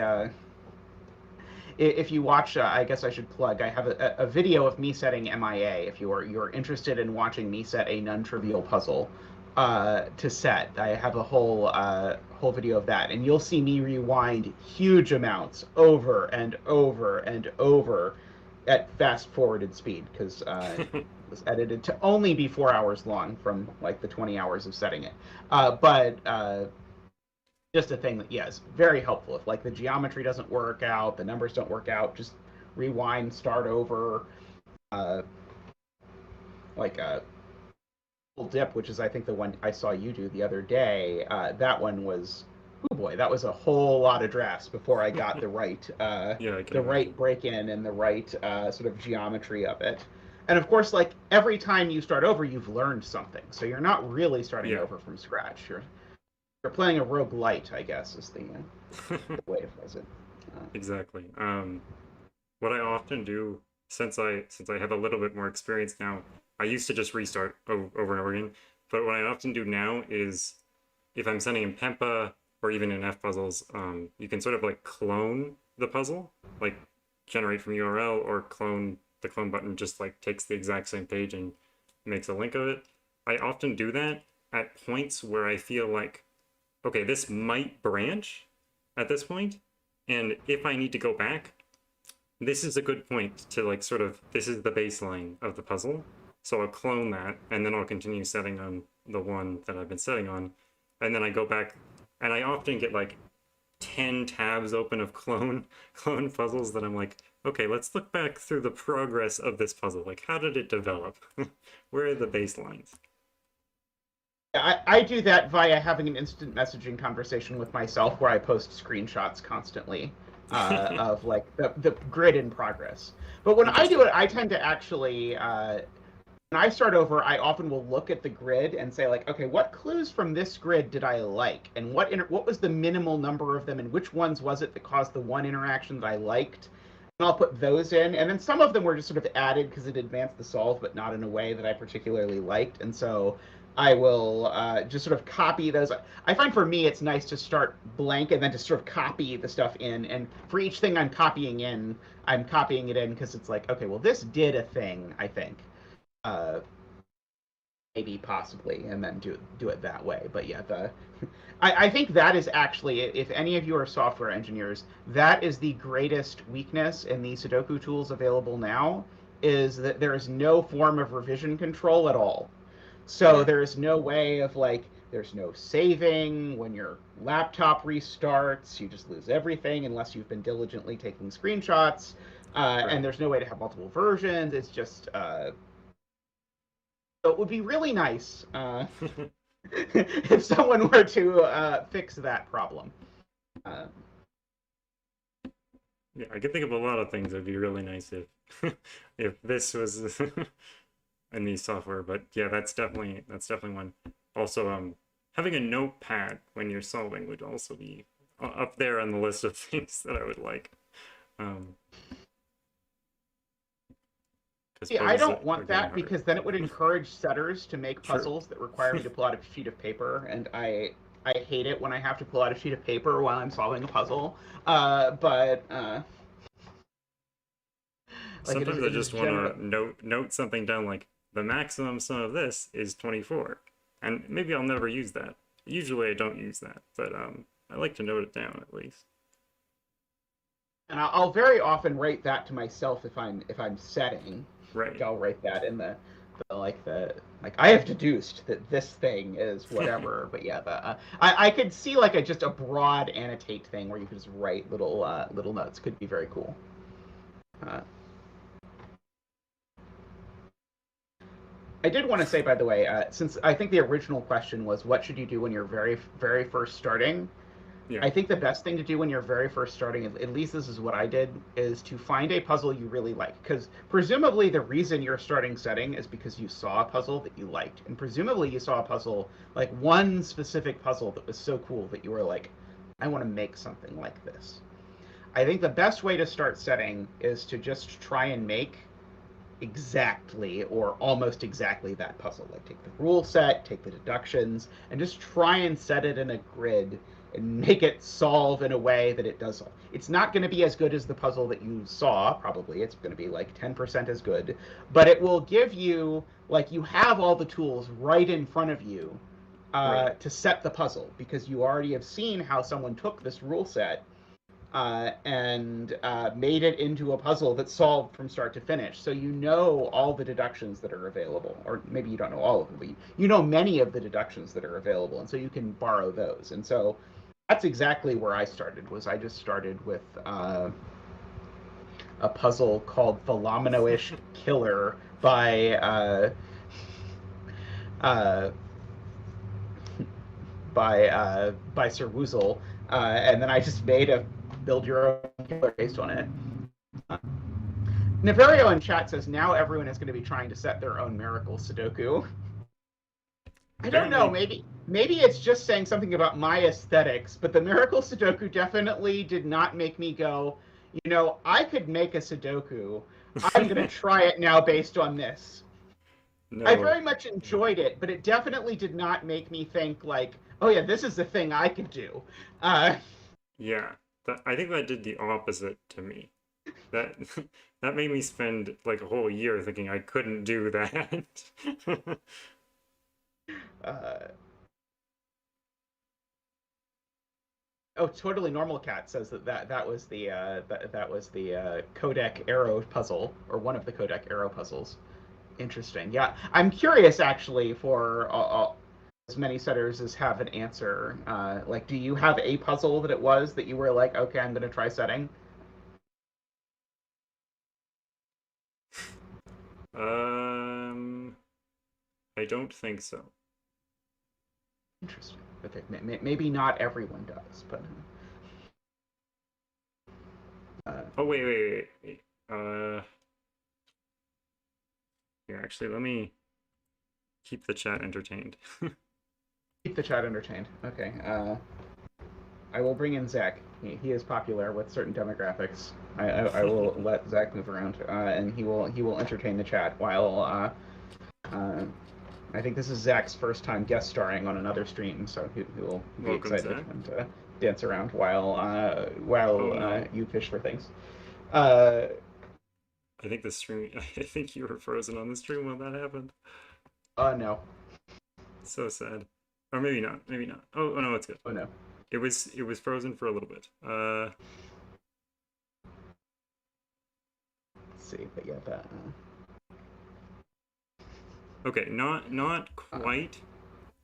Not quite when I started setting, but I think one of the puzzles that definitely really inspired me to like set like more was Kodak's Renban dance. Oh, Renban Dance. Oh, I Yeah. remember that puzzle. That was like right at the beginning of the. I really want to make a pun out of the word Renaissance and Renban, but I'm going to spare everyone. But right when Renban sort of started to show up, and then there was the Codex dance puzzle, and then there's a Mr. Menace puzzle, I want to say, and then there were a couple, and then suddenly Renban were everywhere, and Yeah. it was a glorious day for all. And the people rejoice. Uh, It's funny, actually. I was talking about earlier about how one of the nice things about Renban is that they give you so much grid control because they do absolutely nothing, and like in isolation, like it was just amazing. Like pull up Ranks Solver sometime and just add random Renbans to the grid and watch as the solution count like just does not go down. And it's like, oh, I removed 30 solutions by adding that Renban to this or whatever, which I think actually makes it really hard to set. Like until you actually have several Renban puzzles to use as examples, I think it's really tricky to actually figure out how to get anywhere with Renban. Like it's definitely something where I think the progenitors, so to speak, really did an immense amount of work by sort of demonstrating what the standard deductions of Renban actually are, because I think it's like not at all obvious. And yes, I think we can all acknowledge that Kodak is a genius. I think that is a that is an easy thing to acknowledge. Definitely.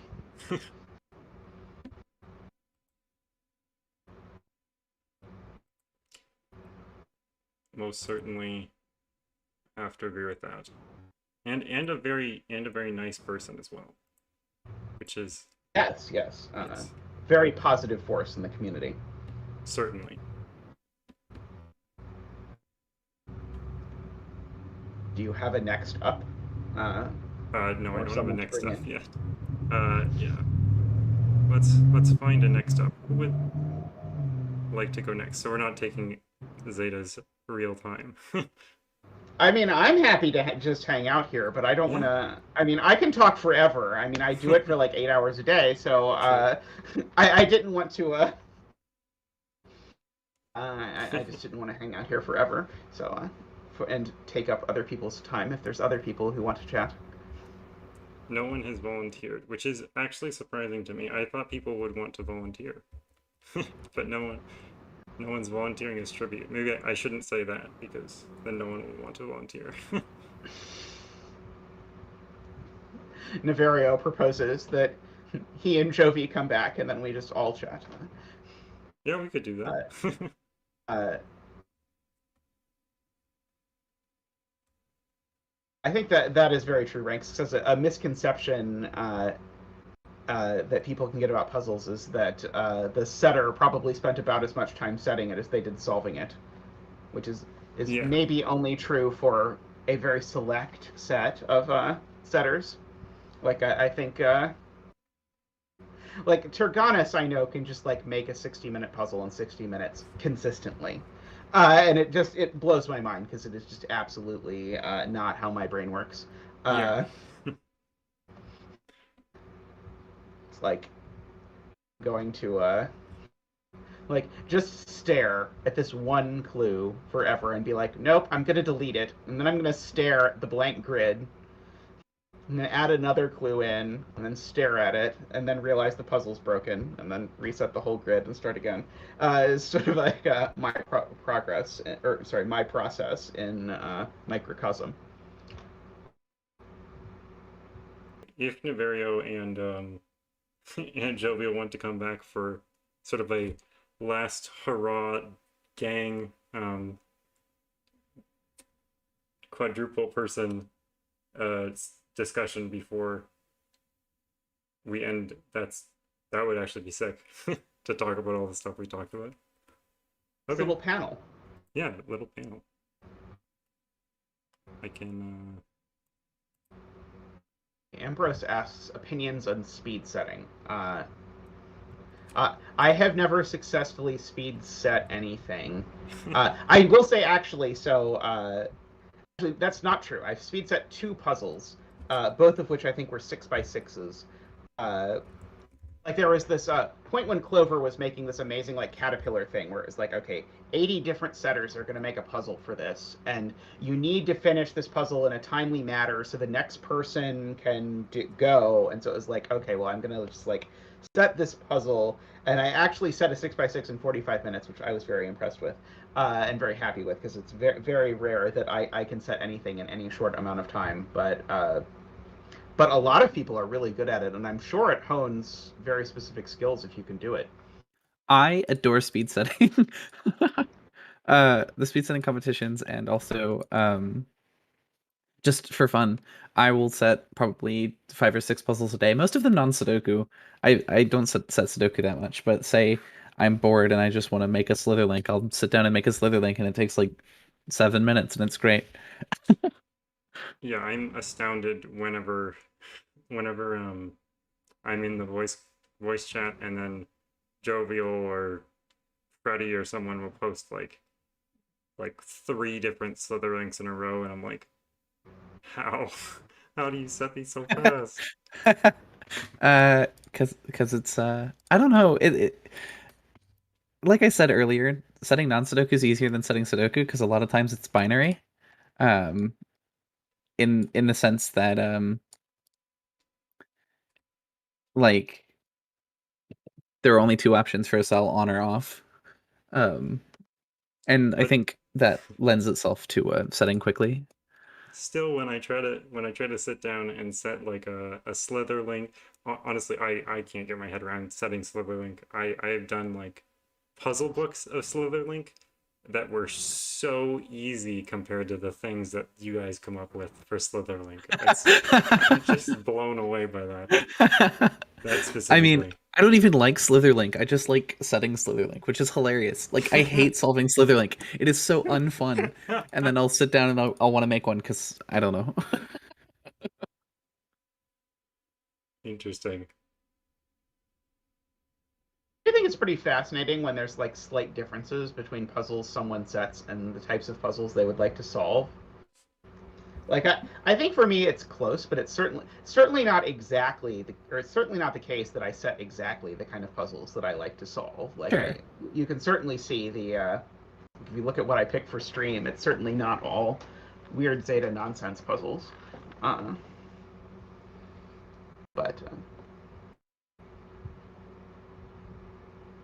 some setters have more of a more narrow sort of like I set this kind of thing, and some are more broad, which is also interesting, sort of as a like setter personality kind of thing. Yeah, definitely. Like, I know speaking for myself, I may appear as a killer Sudoku or classic Sudoku specialist, but if you look at, say my Twitter account, there's a bunch of non-Sudoku puzzles on there that I just set because I like setting non-Sudoku more than I like setting Sudoku. And it's funny because I wish those types of puzzles got more traction, but as a fear of getting my profile absolutely tanked on LMD, I've only posted 1 non-Sudoku to LMD. It's hilarious looking at how LMD rates difficulty of non-Sudokus. Yeah, it's like, fascinating. The people who do non-Sudokus on LMD are very, very good at nun Sudokus. It's So hilarious. like, oh, I'll do this 3-star nun Sudoku, and then it's like 2 hours later, and I'm like, Yeah, what did I get myself into? exactly. And it's funny. It's like the non-Sudoku that I posted on LMD is a 2-star difficulty rating. On Puzzlink, it's a 5 out of 5. What?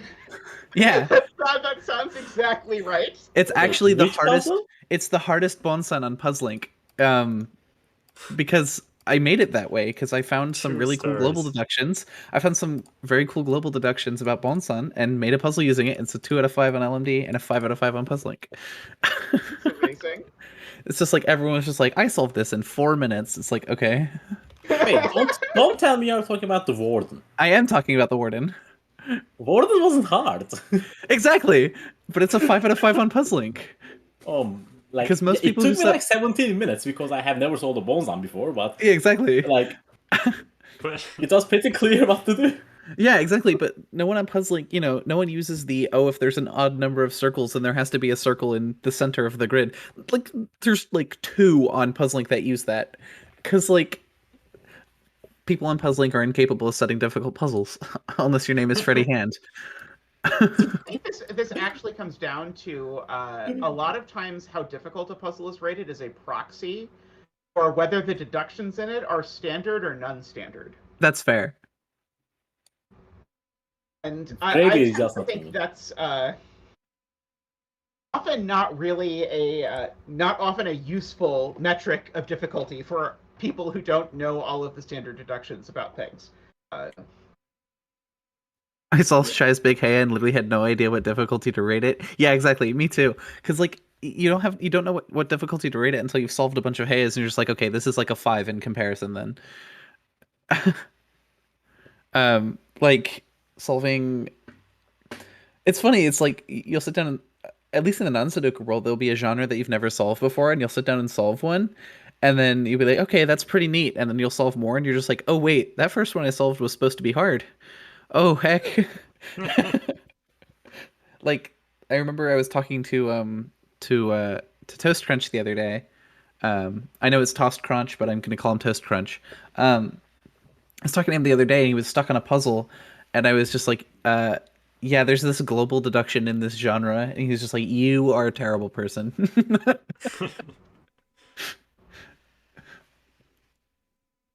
It's I- fascinating to look at non-Sudoku puzzles and be like, yeah, there are global deductions in these, and they're weird. A penalty in Heya. I still don't understand penalty. Yeah, that's what I was gonna say. Require me to count, and I don't like it when puzzles make me count. But... Penalty is fascinating. No, it's not. It's disgusting. It's math. It's not. It's pretty cool. It's I mean, funny. I It's think like, the math of Heya is awesome. yeah, exactly. It's like, Please don't make me do it. that reminds me. Mitchell Lee, in Theory and Programming one time, literally just wrote an 8-page paper on Acre because he was bored. But like penalty theory is the set of Heya. Like It is. if you don't know, you are screwed. Like it's simple as that. No, yeah, and Because you're not going to find it by yourself unless No. you're like heavy looking ahead and again like trying to figure out stuff with it. or you could So- be one solver who, I will not say her name, but completely from scratch independently developed penalty theory and then took it further. Oh, I know who that is. I remember that discussion in VC. It was once. insane. I remember thing that. I about was like, penalty- what? If I have to say something nice about penalty, is that if once you know about it, it's incredibly well telegraphed when you're supposed to use it, Yeah, because it's only possible if the numbers involved are just ridiculously big. right. And so it's just like if you want to never do a penalty puzzle, it's very easy to look at grids and never do a penalty puzzle. Yeah, It has that going for it over set, because set it's not always clear. No. I mean, yeah, and especially, I think the best telegraphed penalty puzzle I've ever solved was by Sam Keppelman Lines, where it was a 12x12 and all of the regions were just 3x3 boxes. It's like, okay, there's literally nothing else to do but penalty. So Nell is asking what penalty theory is. Penalty theory, penalty- yeah. Yeah, by all means, you're the professional. Okay, I guess I can explain. Penalty theory is a class of deductions in Heiawake and other shading puzzles of that nature where you're not allowed to put two shaded cells next to each other, and all unshaded cells have to connect orthogonally. In that class of shading puzzles, which are called dynasty puzzles, so I'll refer to them as such, penalty theory is deductions based around maximal packing of shaded cells such that you prevent inefficiencies in how you draw the unshaded cells. So, for example, a loop of unshaded cells is an inefficiency. So, like a 2x2 or a 3x3 unshaded are inefficiencies because you could, in theory, put another shaded cell there. So, penalty theory is basically given the number of shaded cells that you know exist versus how many are possible in that size of grid, how many inefficiencies can you have in the unshaded cells? And it's a lot of math, and it's fun if you like that sort of thing. But if it's not, then I would recommend staying away from it. And if you can't solve a Heiawaki, it's probably because you don't know about penalty theory. or river theory. Oh, Well, yeah, river- there's I also don't even river- know what that means. river theory exists, but it's very obvious when you start a puzzle whether or not it's going to be river theory, because river theories have a very specific aesthetic look. Is that similar to some logic that's been used in deconstruction Sudoku? I'm not sure. Penalty theory is very much it's a mathematical object more than a solving technique. So I would I'm not say sure. No. It's not No. somewhere. Okay. I've It's not to solved do with enough deconstructions. packing. It's a packing problem. But Yeah. the deduction is not at all the same. It's I literally would say that Sudoku analogy for me is when you're counting degrees of freedom. Yes. Sure. And you say like, oh, this sum is min 15 and max 17, so I have 2 degrees of freedom, and so Sure. if I have to do all these sorts of things, now it's very geometric instead of numerical, but it's But it's the counting same idea. sort of idea of Yeah, like, okay, it's- I've got two things to burn, and once I've burned them, that's it. Yeah. Of Exactly, course, it's- you hope that you have 0 things to burn, because then you just fill Then in you the just entire go. grid and you're done. But Yeah. that's the Sudoku analogy, I would say. You get penalty puzzles that are just like, okay, I have 8 penalties. I have no idea where they are, and now we're screwed. This is I not a think penalty puzzle. Is it what is I very- would, yeah. would be my conclusion upon Yeah, that. it is very, very, very rare that you open a penalty puzzle and have it start with no penalties. I have set exactly 2 of them, both to be intended as tutorials for penalty. Where you open the grid and you're just like, okay, there's no inefficiencies left. All of them are already used. It sort of amazes me that I was just thinking about this the other day that Heiawaki puzzles never have given shaded or unshaded cells, at least that I've seen. And it's like, That's correct, there's yeah. so little flexibility. How could they not at least do that? Because that Right. seems like it would open, maybe it would open no doors, is maybe the reality as someone who's set one Heiawaki in their life. But it seems like an obvious thing to include that I've never seen. I've never seen one either. But I imagine I've solved a couple thousand Heiawake at this point. And set probably a dozen or so, more than that. I've set a few, but I think it might open up some interesting doors as far as commonality logic in large regions, or maybe some sort of unshaded parity things that might be interesting. But I don't know. Well, there is a bit of that in terms of you could label a region as 0, Sure. right? That would Yeah. say that is entirely unshaded, right? Yeah. I suppose, yeah. There are, you can label a 1-cell region as a 1 too, I Yeah. suppose. That's Yeah, true. you can in essence, but because the aesthetic standard for Heiawake are that all regions must be rectangular, which is not a rule, it's just sort of the standard, then that sort of limits doors. I suppose you could make a lot more interesting Heiawake if you allowed yourself regions of any shape. But doesn't that like get under a different category even in Puzzlink? I think that's Yes, like, not on Puzzlink, but in the general puzzling world. So you have a Heiawake, which has rectangular regions, and then it's Heiawaki, which is there we go. I was like, it had some silly name, but I could not think and of then it there's the other. Heia Crazy, which has diagonal lines. and you can't draw a straight line between two region borders and the line can be any angle. Oh, no. It's actually horrific. The 5D chess community loves Heya Crazy. What? That's a very odd trivia fact. It's a funny story actually. I introduced Heya Crazy to someone on a random Discord server, and they were just like, "I need to share this with the 5D chess community. They love this."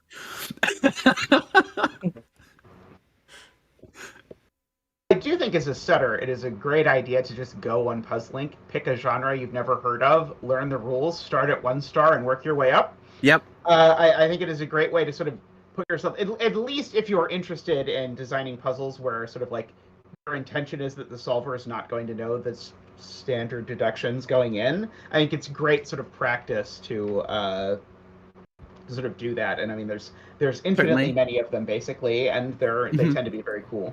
Yeah. There's the sort of problem with standard. that, Mhm. The problem with that on Hairwake on Puzzlink is if you try to open Hairwake 1-star puzzles on Puzzlink, you get very meme That's right. puzzles. And the issue. Like a 2-star for 150 most clue, genres. and then... Yeah, 2-star. There definitely are, some 1 stars where it's like, oh well, if you've done 1,000 Hayawaka, you can visualize this in a second. Yeah, that's the good thing. luck. A lot of the 1-star Haywake puzzles are penalty because the way Puzzlink rates difficulty based on average solve time per cell of the puzzle, and it's different per genre. What? So it's exactly. So it rates its That's difficulty so by odd. average solve time per cell. So if you have a bunch of 1-star puzzles in a genre, they might be very, very, very difficult because the only people that can solve them are people who can solve them extraordinarily quickly. Also, people should set more compass puzzles because I've done every compass puzzle on Puzzlink. Compass and I is would like to do great. more. Compass is great. There are lots of compass Sudokus out there too. Yeah. It is probably one of the most Stefan. used kinds of puzzles along with Philomeno that has been combined with it. I love that this is Sudoku And- setting discussion. We're just talking about non-Sudokus. I wrote a Yes. comment in chat. How does it measure that? It keeps track of every solver's solve time and then does math. Yeah, it's simple division, right? The But- database keeps track of which puzzles you solved and how fast you've solved them. Yeah. Pateria is also a fantastic genre Malcolm brings up. I've never heard of that one. I know what I'm doing tonight. Pateria is like if Star Battle and Sudoku had a child. It's really great. You know what's a good genre that you might not have heard of is Sudoku. Interesting. Sudoku is a great genre. Yeah. Just don't solve Sudoku on Puzzlink because 5 out of 5s are singles only, and you will be sad. What? Yeah, the 5 out of 5 Sudokus, because the solving interface for Sudoku on Puzzlink sucks so bad. Like in order to put in corner marks, you have to click on the literal corners of the cell and then type numbers into it. And you can only put one number per corner mark. It's really great. Amazing. Oh boy. So we've learned that you don't use Puzzlink to set Sudokus. Okay. I've posted 2 Sudoku on Puzzlink as a joke because they're hard and impossible with the Puzzlink notation. You can't center mark cells in Puzzlink. There was this meme, and I said I was going on a train ride that's going to take me 5 hours. Like, send me some puzzles, and then Backpower sent me 25 by 25 Sudoku. Yeah. And Yeah. I'm like, you know what? Screw it, YOLO. And then I opened it, and it was the puzzling interface. 1 minute later, I was like, oh, screw this, there's no pencil marking. I love it's like there's the 25 by 25 Sudoku, and the picture that the givens made, it said no 24, and no 24s were given in the entire puzzle. It made me, it's so good. I noticed that. It's literally like the circle with a line through it, and then over the number 24, and there are no given 24s in the entire puzzle. It's amazing. TNC, Sudoku Maniacs is like a blessing compared to puzzling. Like, Sudoku Maniacs is sucks. Yeah, exactly. Sudoku Maniacs is like 10 times better than Puzzlink, because Puzzlink, you have to click on the literal corners of the cell to pencil mark. You can fit 1 pencil mark in per cell, and you can't center mark cells. I couldn't Amazing. really find when I make a corner pass mark. I couldn't find a way to really delete it in puzzle. The only way to solve Sudoku on Puzzlink is to solve it without pencil marking. Or solve it on a piece of paper. Well, I just input it into F puzzles and just go. Every once in a while, I Amazing stuff. remember that people used to solve Sudoku puzzles like on paper, and I'm horrified to even think about like what a horror nightmare that would be. I mean, Rocky, as far as I'm aware, mostly solves in sets using paper. As far as solving competitions go, I normally solve on paper for those. But I've also done a couple dozen Sudoku books at this point, so I'm sort of used to that idea. But again, they're all standard variants and all fairly low difficulty. Don't involve coloring, presumably. I hate coloring and I wouldn't color anyways, so. Heartbroken. You Glad are the against rainbow coloring penguin here. enthusiasts here, Joey. yeah. Right there, Anti-coloring gang.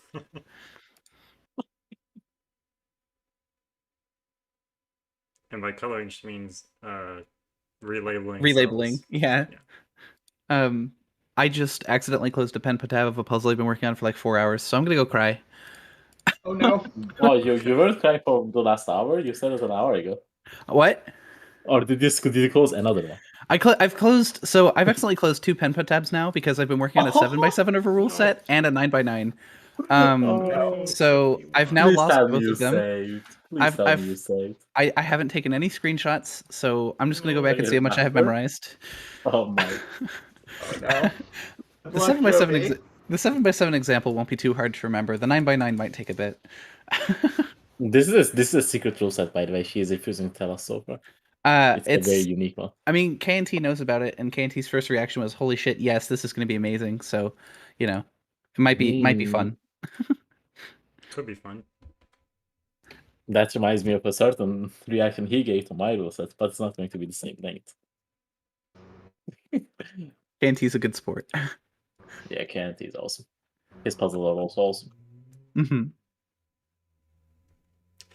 I've stopped telling people about my rule sets because usually when I do, they're completely different by the end of the puzzle. Yeah, that's fair. I do think that's a Relatable. little known secret, is that usually the rules at the end of the puzzle I'm setting are not the same as the rules at the beginning of the puzzle I'm setting. Yeah, I know this feeling quite well. Oh yeah, TNC. I was trying to attempt how to guess skyscrapers, and then I realized there was no link, and I was so sad. I'm not sure if you're talking about the same person, but like, I'm like, no.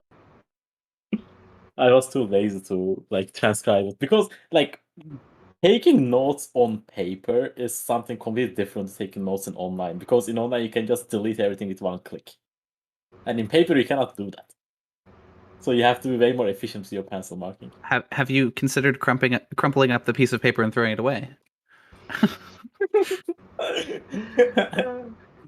No. And maybe if you like pencil marked in pen and then just wrote the digit in ink at the end, maybe then you wouldn't have to erase, and that might be more pleasant. I don't know.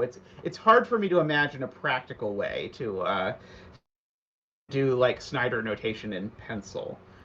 Wait, I now realize Snyder what TNC notation is talking about. Okay. I'm going to DM him. I think I know who he's talking about. You want to see me solve with crayons? That could be fun. That could be fun. Shai did a stint a while back where she solved shading puzzles Yes, with I want marker. That's cool.